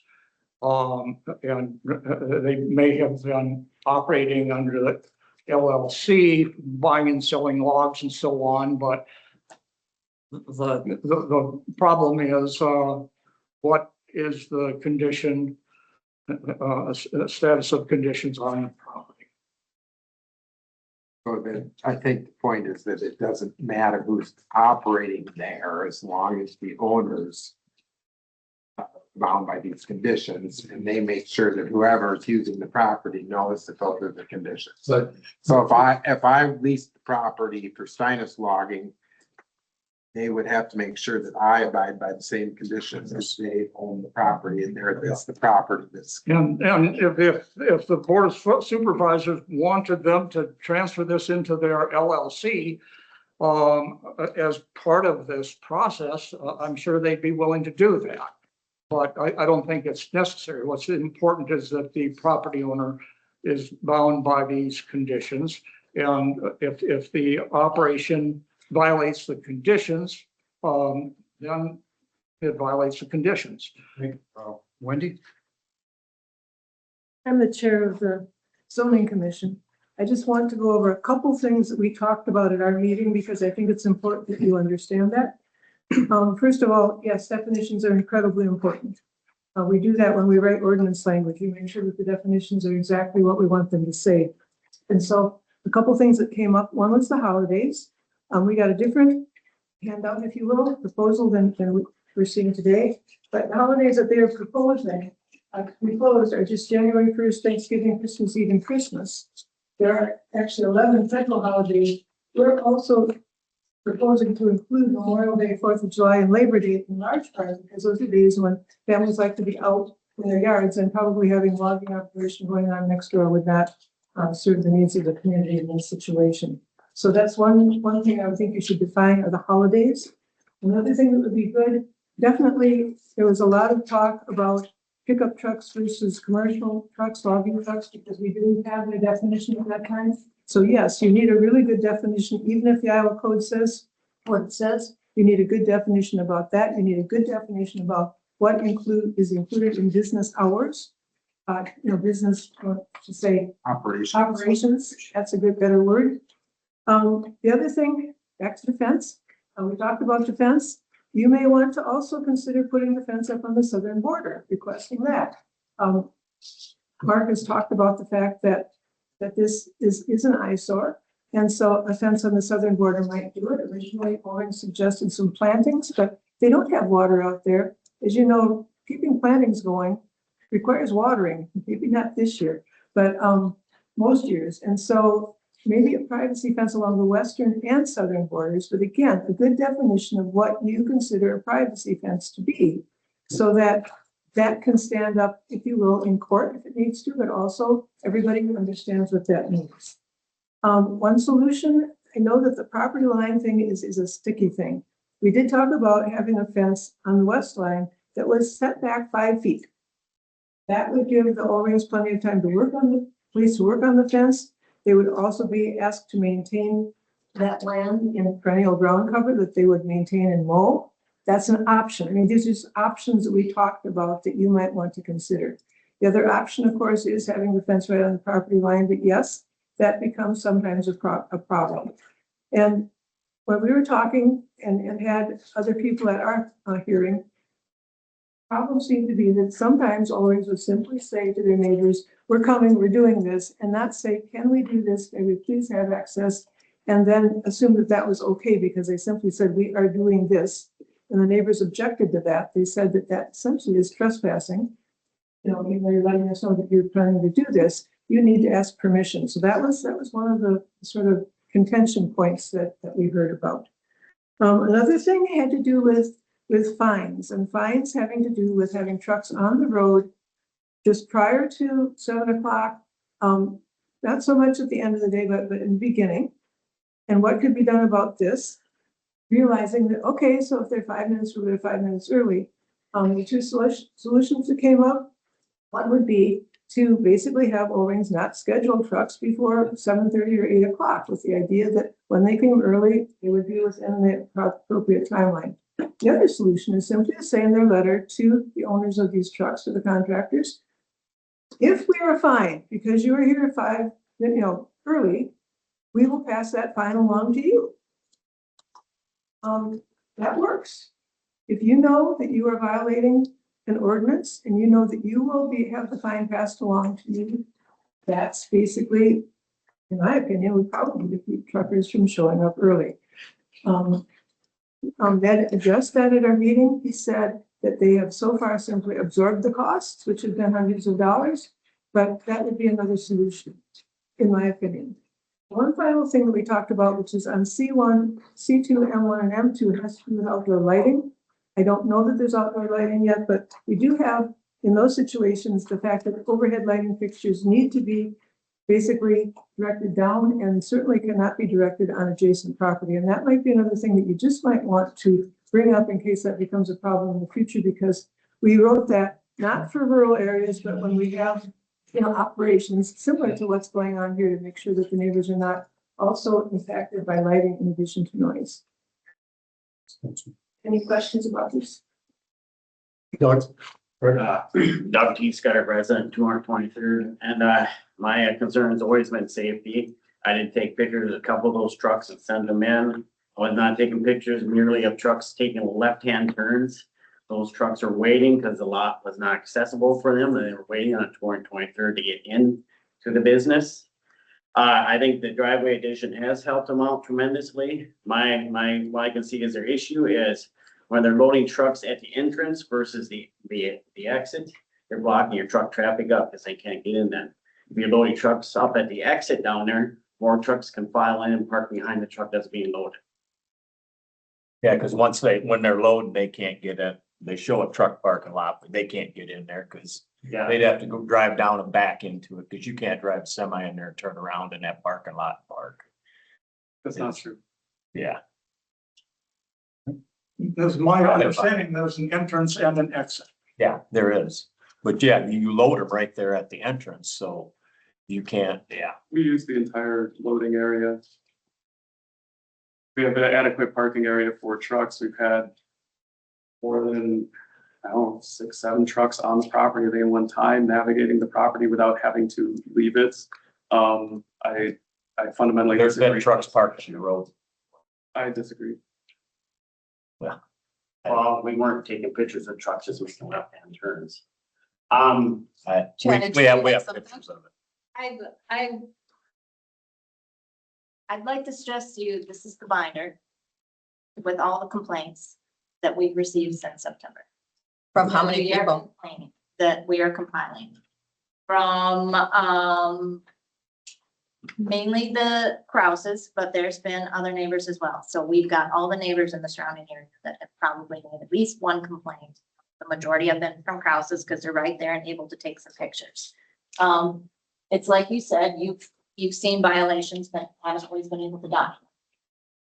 I don't, I want you to understand that the reason we need some clarification, and I think why Carl is here, is because we need clarification on some of the definitions. We're having neighbors come forward based on this. And this is, as far as, you know, Tony's concerned, it's very black and white. We have to enforce it based on what's here.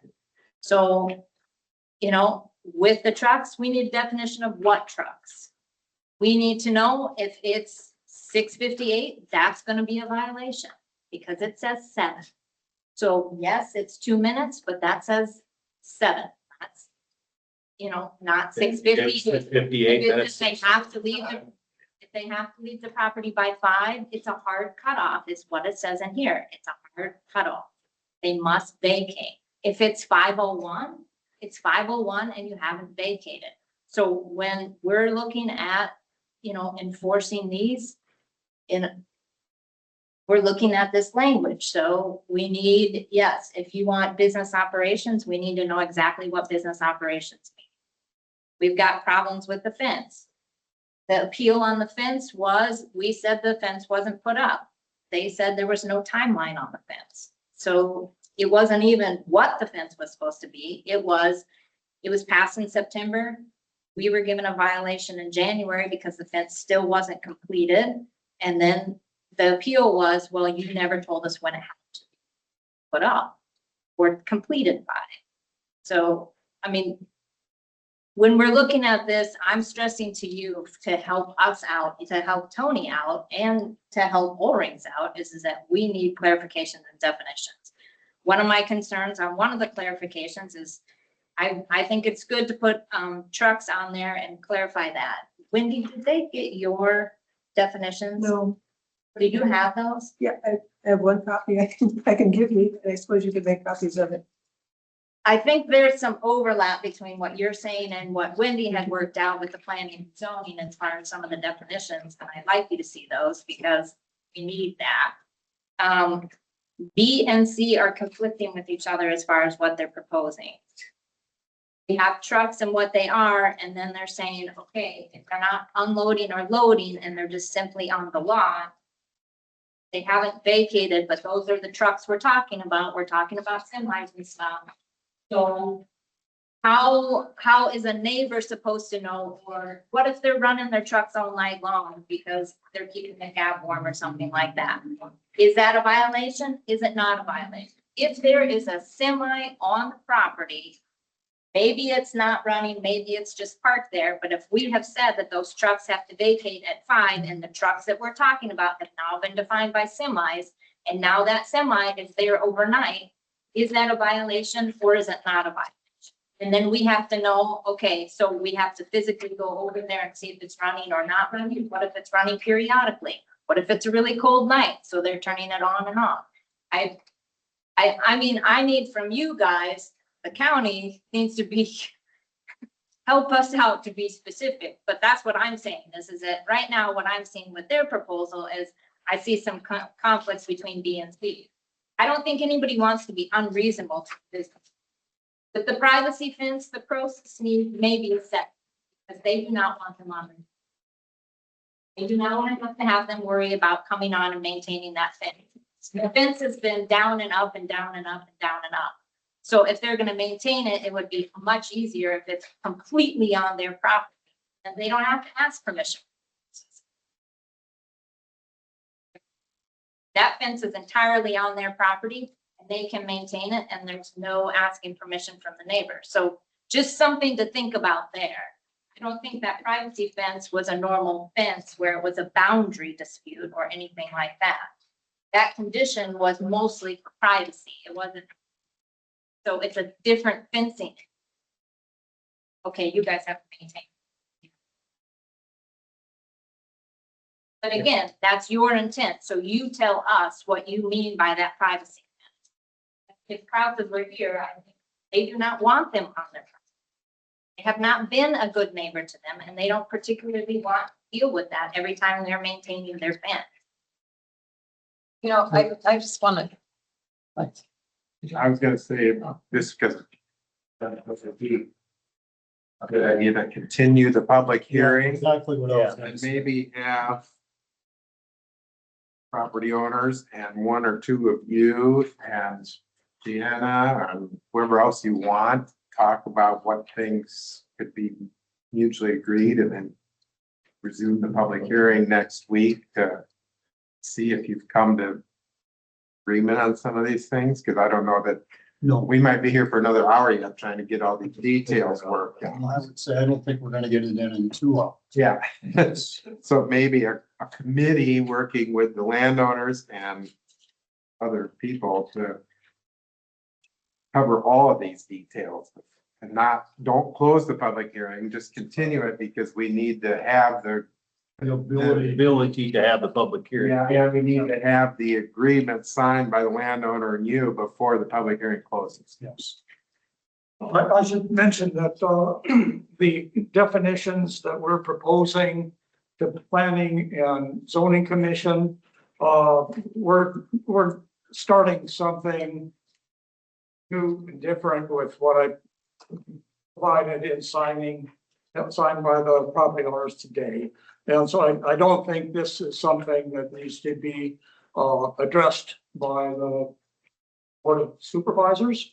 I should also mention, it's a little bit late to be voting, considering everything anew. For example, the agreement specifically talks about privacy fence on the western side. And somebody might think, oh, it'd be nice if it was also on the eastern side. Why don't we require that too? Well, our point being that we've got a business that's been started there.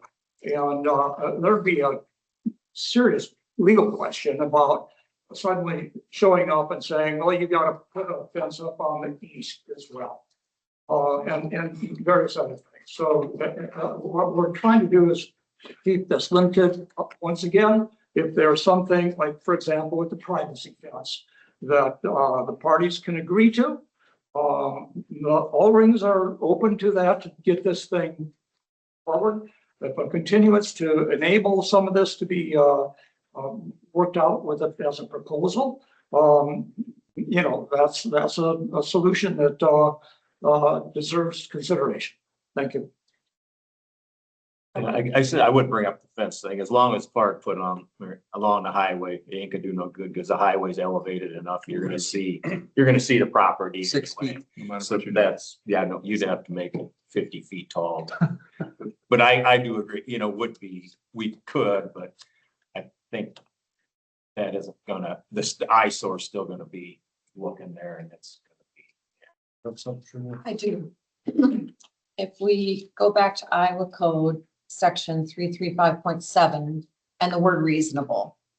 They put in restroom facilities. They're willing to put up a privacy fence and to have that conversation with us. They put in a driveway. They communicated with the truck drivers on business hours. Again, I want to go back to the word reasonable, and I think that they have made a good faith effort to be reasonable here. And I don't think we've held other businesses to these strict standards in this county. We're making an exception for just the Ulring family, and I'm not sure why. Because you put conditions on the zone. Right, so we're talking about the conditions of that and what type of truck, what are the business hours? And I agree, let's have those clarified with this discussion. But I agree with Carl, if we start adding in a bunch of other stuff, we're going back to square one. And I think that that is not fair to this business. I don't think we'd be willing to do that to any other business. I could name probably 5 off the top of my head right now. I'd love to go revisit now that they're built and we see what happened. I don't think we want to go there. So let's talk about what's in this proposal and the fence, because we've all agreed here today, we're going to talk about the fence and we'll go from that point forward. But not, oh, let's add another fence down here and let's add this here. I don't think that's what we're doing. In order to take care of that binder that's 2 inches thick full of complaints. What percent of the neighbors? These are all neighbor. No, what percent of the Kraus family? Does it matter? It does to me because they chose to buy a house in the No. country. No, I don't think that's the proper argument. I'm sorry, I just don't. If there's violations on the conditions that you have agreed to, it's a violation. It could be by this neighbor, this neighbor, and this neighbor. It doesn't matter who brings forward the complaint. We have to honor the complaint for what it is. And if it's a violation of that condition, it's a violation. And what I'm hearing them say through their lawyer today is they're willing to work with modifications on the definitions so that they are working with the neighbors within these modifications of the If we definition. take care of the definitions, Right. it will take care of the problem. We're saying that's where we're at. We need clarification. I think we need to, I think there's 3 points we need to define, unless I missed one. We need to define a privacy fence as a solid barrier, typically 4 to 8 feet with few or no gap. We need to define a truck. So define the difference between a passenger type vehicle versus a commercial vehicle that's used for the operation of the business, other than the driving of the owner onto his property, which, you know, the letter of it, and I had this conversation with Tony, for a man not to be able to drive his own vehicle onto his own property at any point, any hour of the day is unreasonable. Number 3, I think we need to define the holidays as the holidays recognized and observed by Winneshiek County. And 4th, I would say we need to define operational hours and business hours. I mean, conducting business with trucks loading and unloading is a business operational. They're marking logs. That's completely different. I have a question, and this is all going to be talked about. We're going to table this and continue the public hearing. But when we talk about holidays, are we holding all Winneshiek County private businesses to all Winneshiek County holidays? I think that's, Again, I feel like you're Weird. applying to all businesses like we do this to all businesses. The only reason that we're talking about them specifically is that their zoning was passed based on these conditions. They agreed to conditions in order for the zoning to be passed. It doesn't mean we're going to each business and applying this to them. You're not setting a precedent for every business that comes to you to say that you have to use these holidays. What happened here is they came to you guys and asked for rezoning. And with that rezoning, they also came and said, we are willing to abide by these conditions, and signed and agreed to these conditions. So when you keep saying you're applying it to all the businesses, or do we hold all businesses to that? We don't have to. Theirs is very specific to their rezoning. and what I'm hearing today is they are willing to make these modifications, so we're all clear that they are abiding by them. Correct? Correct. So how long are we tabling this? I recommend we have 2 members of the board, perhaps Mark and Mark, who both have expressed opinions on this, and the Ulrings and any public members that can meet with them and within the next 2 weeks to come back and continue the public hearing. I think it shouldn't be Mark and Mark. Because I think that you've got a very strong opinion one way. It should be somebody more neutral, Steve or Dan and Mark. I'd be willing to serve on it. I know you'll never go with that, but I think remove the bias. I would remove it. I have somewhat of a personal relationship with family, so I think Dan and Steve would be good. I got no problems.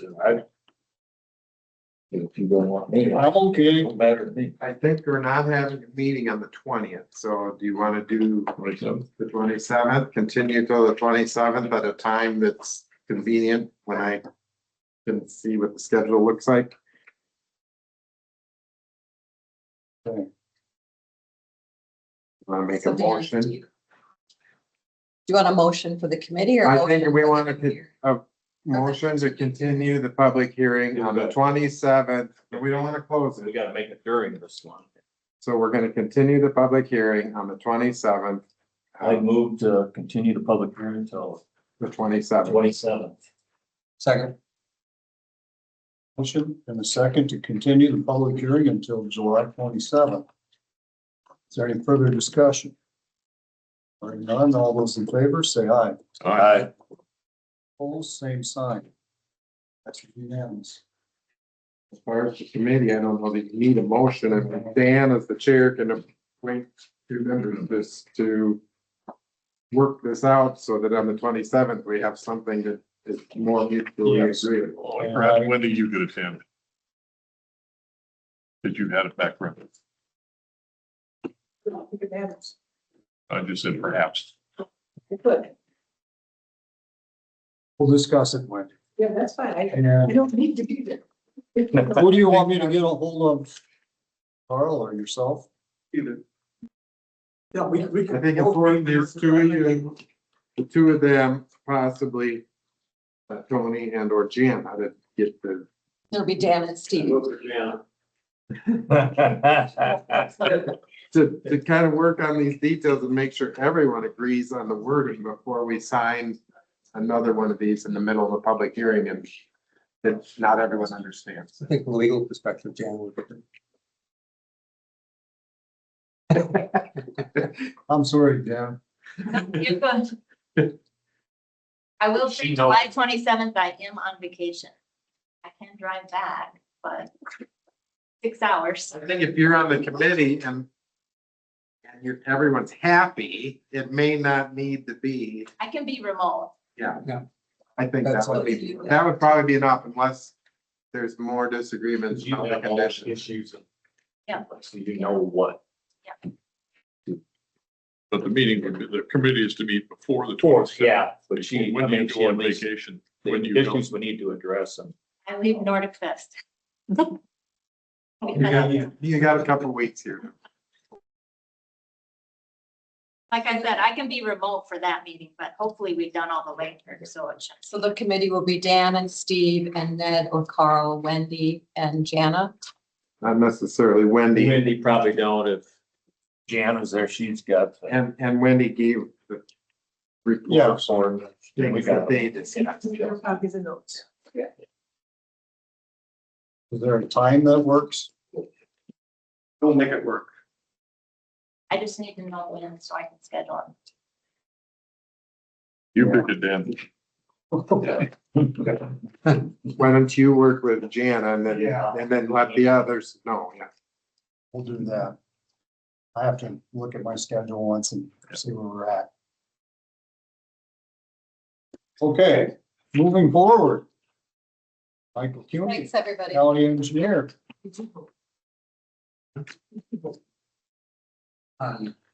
Continuing with the 27th. Did we hold the vote? Was the question? 5-0 to continue to charge. Yeah. It was unanimous to continue.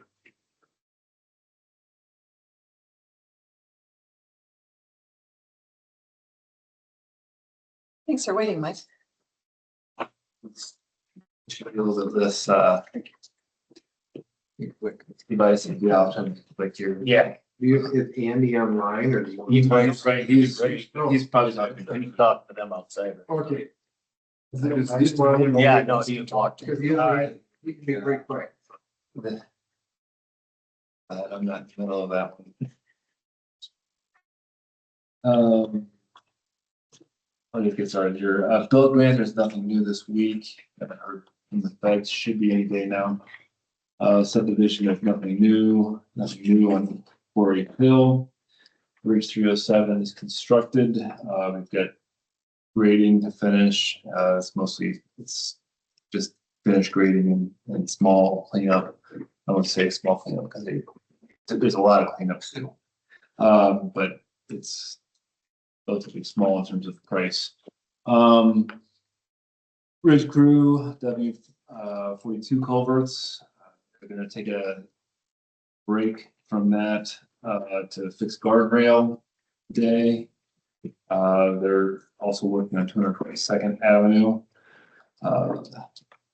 And then rock resurfacing operation is now finished. We've applied all of our contract rock. Bridge 107 buttons will finish sandblasting and painting on June 29th.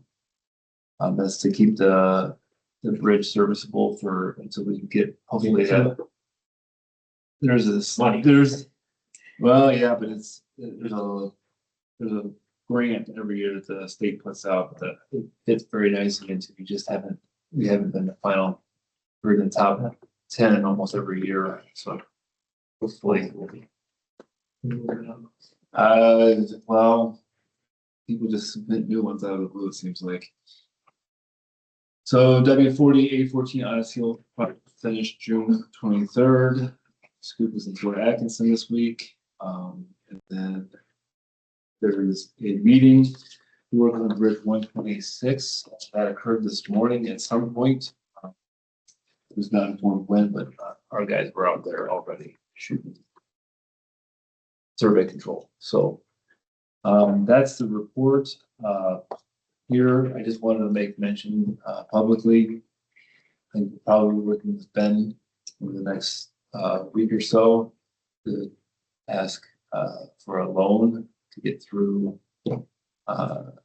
the operation.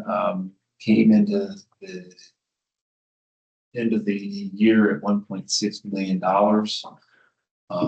We had $500,000 behind $500,000 that we've already paid into.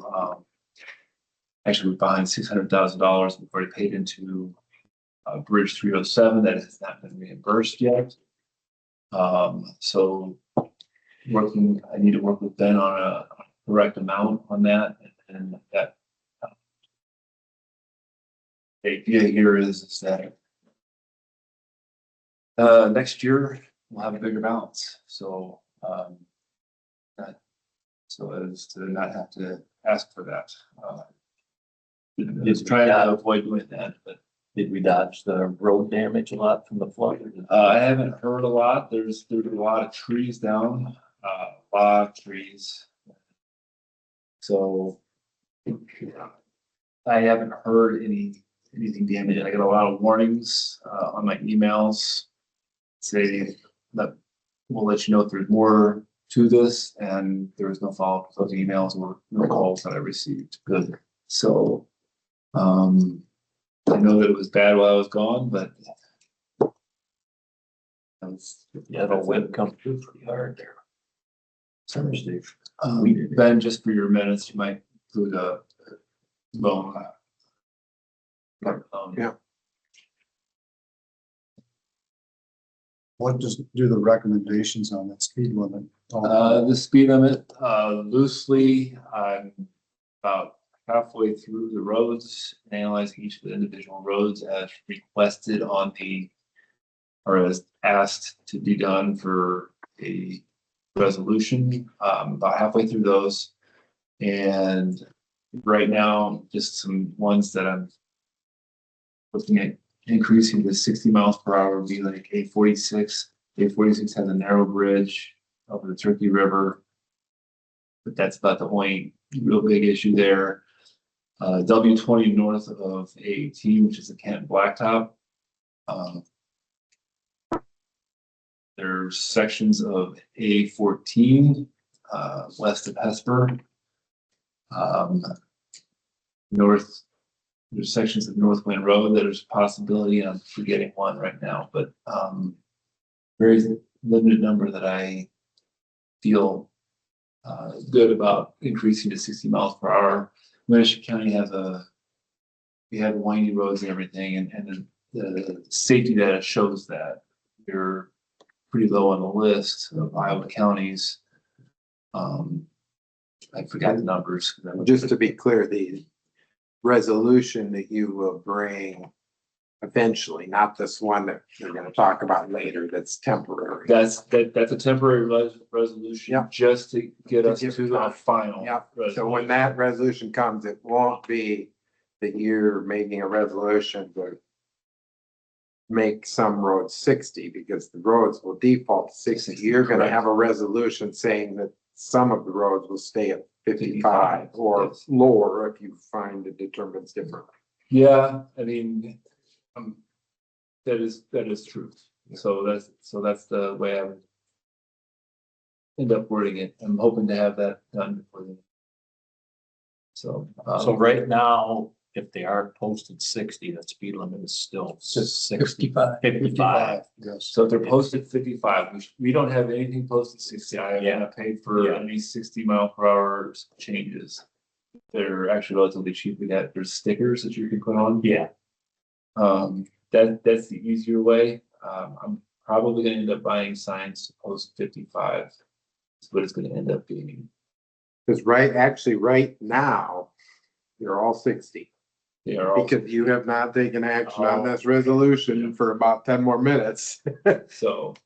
So and- this will make him temporarily 55 while he does his analysis to determine. I mean, we had 870 crashes in the last. Not in the last, over the last 5 years, so I mean, I'm trying to get this done. Here as fast as I can, but this isn't, most of them are property damage only and things like that, so I don't foresee. One more month getting this out to be, and that bid, I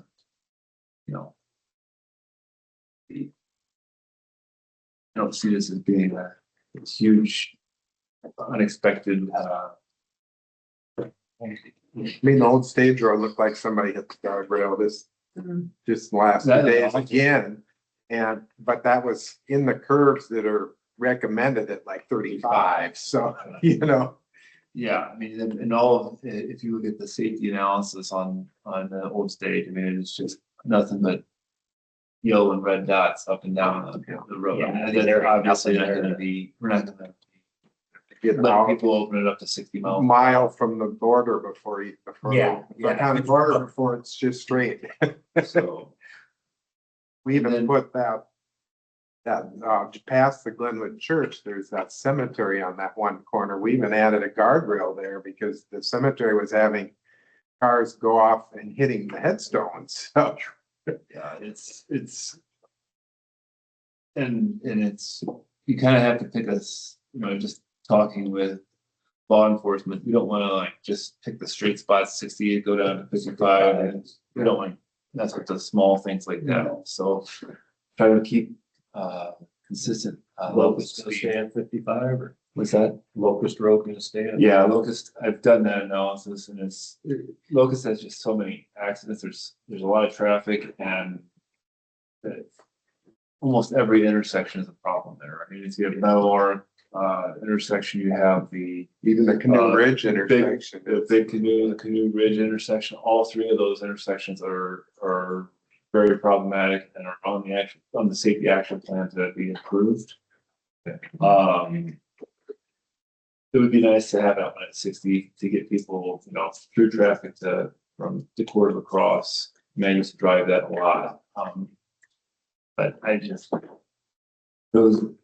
the accidents are there and the risk factors, not counting the accidents, are there as well. So it'll involve probably buying 55 speed limit signs for several of the roads that when you do take action to reduce figure out those locations, yep. So, and I've worked with Reggie in the GIS department to see where we have our signs, so they show up nicely. I'll be able to streamline my work once I get to that point. Good. Fine. Thank you. All right, do you want me to stay for the resolution here? I think we understand what it's all about, don't we? Very good. Thank you. Next up, Andy Vandermark.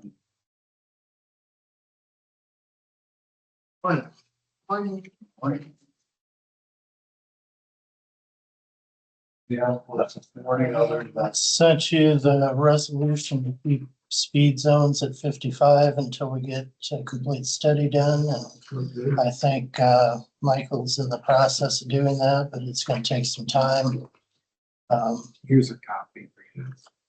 What we have is pretty much, I think Woodbury County's version of what they did as well. I would move to approve the resolution. I would second that. So a motion is second to approve the resolution to keep the speed limit at 55 until safety study has been done. Is there any further discussion? None? Mark? Aye. Shirley? Aye. Mark? Aye. Steve? Aye. I also passes unanimously.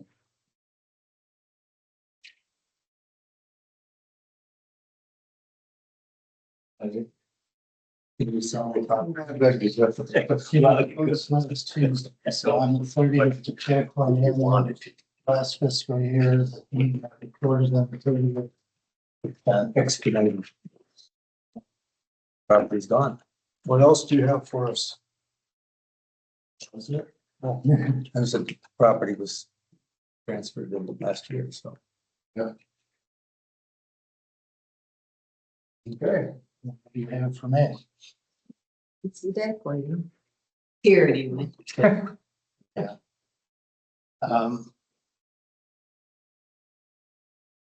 We are starting the last half of this year. And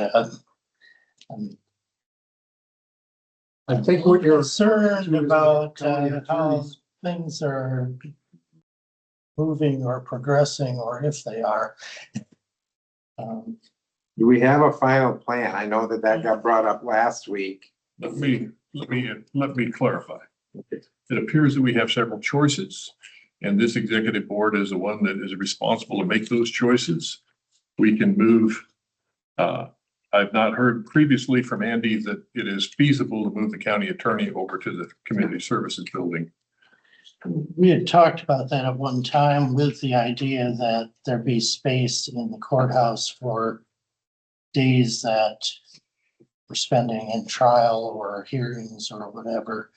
And Dan brought that up to me on security board we discussed. And, you know, I think that's a possibility. The question is, and I haven't been in that middle section of community services building, but can it be partitioned in such a way as to provide privacy that It can is be needed? petitioned or and it can easily limit access by buzzer and window. It can be petitioned in any way that you want inside of there. There is one existing office already petitioned. There is two other spaces that could easily be made into the other two offices. There's a conference room that's private and can be kept that way right there off the lobby. Yeah. And used that way. And we would have the old IT space Upstairs for them. because the stairway Here's comes a second, that's from the possibility. courthouse right into that room. That approach is probably a mid five-figure max. It's the least expensive because it's creating new offices and not moving and creating and then recreating. The other option of moving the assessor there is, again, in the range of probably a low six-figure number, moving the engineer and then contemplating the attorneys moving there is a seven-figure option. So this board can choose which way it would go. And my question on the offices over there, is there going to be a way to put a ceiling in? Yes. I mean, drop some insulation on top of whatever, but that was my concern in the construction side of it. As long as you're aware that that's That's the only- necessary evil. That's the only way that you're going to create, for the assessor's office, you can do it with office petitions on to create two offices. For the attorneys, you need to have the dedicated space that'll fit their needs. As far as the ceilings, the only issue there, that is a high ceiling with fire sprinklers above. It's I think it's the only building that we own as a county entity that has fire sprinklers. That's just simply risers have to be dropped down to below the ceiling line of each of those individual offices to be able to be compliant there. Other than that, it's not a difficult thing, and it could be, it will facilitate one other thing that needs to be done, and that's creating the division wall for Spectrum that goes directly across to the restrooms and then a little hallway alcove for them to come off the front lobby and into their space. That's, again, just a simple build a tall wall. Another theory is we talked to HHS that they would be willing to go get rid of where there is offices in that corner. Cause there's two private offices there already and they'd have room for they'd still have the conference room across the hall to use. If they would take the middle space, then Well, I'm the attorney. gonna disagree with you on that one, Mark, because another thing that was brought up during the security meeting is that if we use any of these downstairs offices, that we have to do something for security with the glass. from the outside. I think what, If we use the, Oh, yeah, if you use that space down there, it's all glass. Where if you use that center section, There's no glass. there's no glass. so to speak, you control the entry point, that's really the security part of it that's needed. That's simple. That's convert that front window to Window slash. window, connection point, install a door to buzz them in.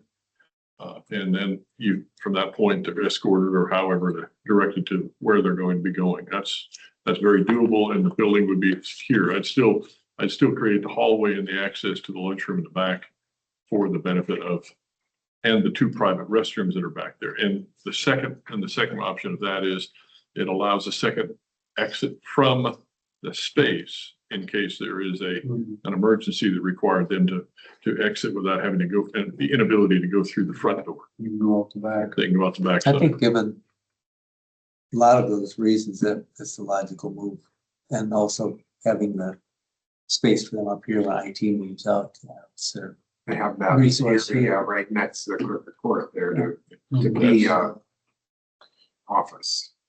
So I think having that space in the courthouse makes that more doable. more attractive. I do have a favor to ask, and that is I'd like to take the staff through that to see it, because I think it'll make it a little easier to understand what we're talking about and how it would fit together and how it would work for them. So if there's a time that we could do a walkthrough, I think that would be great. If you take that assessor layout, basically, that I did, and just consider those as being private offices, you pretty much see exactly how it would work. Yeah, so If you don't have an adjacent, you walk across the lobby to the conference room. and I think if you have 3 offices in there plus the reception area, walking across the hall to the conference room is not a big deal. Yeah. I don't know if anybody else there uses the conference room, does I DHS? mean, they can And use, if they they can do, come up if they here and want- use this. Well, or if they coordinate with us. Yeah. You know. Yeah. What's the timeline? I mean, you're gonna go take your staff down there to look at it. And when does, because Spectrum is still in there right now, right? One person. So they have to get their stuff moved out, and how will we get contractors in, and will we be able to get this all accomplished by the end of December? Only if we get What he moving. said. I've been working on this since January, so I have And no, thank you, Steve. I can't give you an answer to that. So I when think we- this is a better solution than we discussed last. Oh, it's all fine, but it has to come down to the agreement of the attorney's office, and will it meet the need of the legal requirements for what we have to have? And if Andy says yay, that's been part of this whole consideration.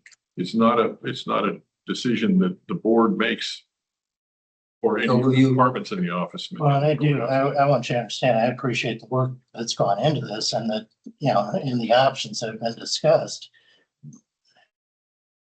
If I were staying on as county attorney, quite honestly, I think that's a viable option and one that I would consider over trying to move everybody into the courthouse at this point. Yes. And I do, you know, particularly with the understanding that the IT office, you know, comes with that. Because one thing about that space that I like is if we need to prep a witness or if we have a family in for a major case, there's enough space in there that a few people can wait to testify or can be breaks and that type of thing. You know, some of the smaller offices on the 3rd floor don't afford that luxury. So I think that combination of things is doable, and if it's all right with you, I might take a few people over there this afternoon and just take a look. And So back to my question is, who's going to work on then talking with Spectrum to get them to move out, and who's gonna start talking to contractors to do the building? Cause there's gonna need some. I can I can get the floor plan made and then that can be initiated. When it comes to spectrum, that needs, I would suggest that either Mark or Dan. Because that's not, I've had no There's only one person that works. And they're gone after 2:30, they're gone. They've already, They already said at your meeting that they're They willing already to said, give up yeah, they that don't. space rather than having to pay more rent. They were willing to give up space, so. As they said, Which we've they never said intended that to first time. Yeah, take that space. so we'll, once that part's done, we'll, If that's a clear direction of where we're going and Andy puts down the final okay, I'll finish a floor plan, then the floor plan will have to be developed into a set of plans, which that's not what I'm gonna do. Yeah. But that can be I'm gonna accomplished. take a field trip this afternoon with staff and I will shoot you an email saying, yep, this is good, or and we've got an issue and we can talk some more, but I'm guessing it's gonna be the former rather than the latter. If that's the case, you can put together the drawing and we can move forward. Yeah. do you need to work together? So the drawing is where you might want to put the office. Will that, you and Andy want to talk a little bit? We've done that with the other ones. Okay, The other layout is, leaves that one wall, there's built-in covers and things there will allow for storage and equipment and so forth. It's not really a conference area. But there's a lot of options in there that are darn good. And the decor building inspection. There's, the thing about it is there's there's not a lot of building going on. With what's being done. Walls. And that's whoever the contractor is, they're gonna be They know responsible. they gotta have them. That's what I They'll get mean, is that permitted. whoever is the contractor would need to make sure they're doing it. They're the ones that are gonna be responsible. so once you have the floor plan worked out, who's gonna line up the contractor? I'll have, I've already briefed Halverson that would be, to get it out for the contractors. One of them I've already had a conversation with the guy that's doing a little bit of work over here to create the space for IT. And I'm gonna suggest that, there's a block off wall there right now. They'll go ahead and do the bathroom aspect here. Whatever, but in that space over there, I would say it just becomes IT storage. Most probably, or a small conference room, and temporarily, I would suggest that's the best place to store Michael's records, those map file cabinets in that room, so that he doesn't have to be dealing with those, because we're not moving him unless he finds $1 million someplace to build his own office. That's up to him. Okay, But once floor plan's done, Reggie, I'll talk with Reggie. Could possibly complete, last a little bit of architectural would be needed for that. It's pretty simple. Heating and cooling issue over there, I don't recall whether it's drop or. There's no drops, it's overhead. That would probably have to have some round drops coming down. And then it's electrical and wiring and. Wiring is gonna be, pretty minimal. Pretty straightforward. it'll be just providing for those two offices primarily. The other one's already wired, the front area is wired. They're where It'll be just some convenience plugs and lights and switches in those two offices. Would be about the extent of it. Yeah, I think up here. Pretty basic setup, but I think we probably need a color copier up here for exhibits, potentially. Scanner, which we have enough of that we can keep them split around in a desk and a table. So this area shouldn't cost us too much. Yeah, I'd probably, that alcove area was previously had scanner in it and so forth. So any of that should be probably pretty straightforward. Right. I don't know if there's any need for partition in there, if that's just going to remain as a large open room. I don't think there's a need for it. I think, frankly, I think it would probably help to use them less. I don't know that there's a need for any floor coverings in there. What's in there, I think, is terrazzo, and they have, and I think that terrazzo was polished when they were doing this. so it's pretty, unless you would need a fresh coat of paint in there, would be the only thing I could really suggest. That's low on my priority list, okay? Sounds. Maybe some calming paint color would be appropriate. All right, sounds good. I'll be in touch with you then. All right, can we get in over there? Yeah. After two? After 2:30, go after 2:30. Who has a key? Can we get into the, You want to meet him over there, Mark, just to smooth We're it? probably gonna have to be right around 2:30. That way you can still get into that office space. Yeah. Cause that Spectrum, they leave at 2. Like, is it? Should somebody, either one of you go with them, or does somebody need to contact Spectrum to just to let them know so that? I can I stop. won't be available till about 2:30 this afternoon. I've got appointments after lunch, so I can stop by there. Tell one gal, so stopping by. Okay. Stopping by after 2:30. Okay. You have a meeting down there 2:30, I guess. Okay. You'll have a sign form that you can walk through. to go. Yeah. And you can maybe at that point let them know that we're looking into using that space so they can start planning their, yeah. All right. Thank you, Andy. Thank you. Does anyone have anything else? Motion to adjourn. Quick question, do you want, Shirley asked if we should be having something on the agenda to talk about the Funding money you request? get, funding you give to the other. Do you want to do that now, or is that better to be done when you're getting ready to host them at budget time? I mean, Budget time is fine. I think there was a few years ago, probably been 6 or 8 at this point, that where we required financials from all of them, and some of them still give them anyway. So, it isn't onerous to ask for financials when you're doing the budget stuff. So, I guess I'm not as interested in financials as I am like specifically what are they using our funds toward in their organizations? well, a lot of them, That's the question the taxpayers had. right, but you put the money in the pot and then they don't say this money pays for that and this pays for that. That's kind of most of them all those. Which is exactly the point of some of the taxpayers in this conversation. Yeah, so I think at budget time is fine. We can have that discussions at budget time when they come to ask for their money. I think you simply, why don't you simply direct them to, when they make their request for next year's proposals, put with, this is what we were able to do with what you gave us last time and what we propose to do with what you're giving us this time. Yeah.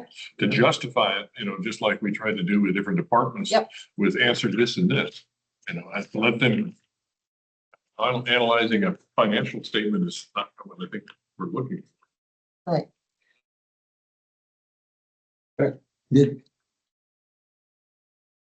Were they directed to who to contact? With the I sent them contact? all the information.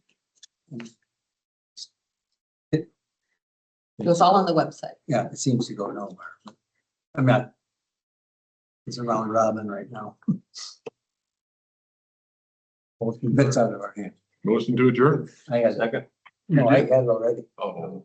I thought you did, but we'll give Steve the second. Steve gets second. All those in favor? Or free. Yeah. Ben, would you be willing to take this folder up to Lynn? She's waiting for all longer. Thanks. And tell her these are originals. Okay. Thank you. I gotta run to something else quick. I appreciate it.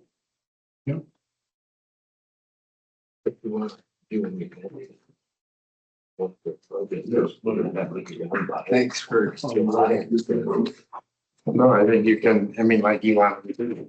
Yeah. We've done the last 2 years, you've reduced it in April. If you want to reduce it before then, so they don't go and spend something before then, but they've been pretty good at knowing what your goal is and staying within it, so.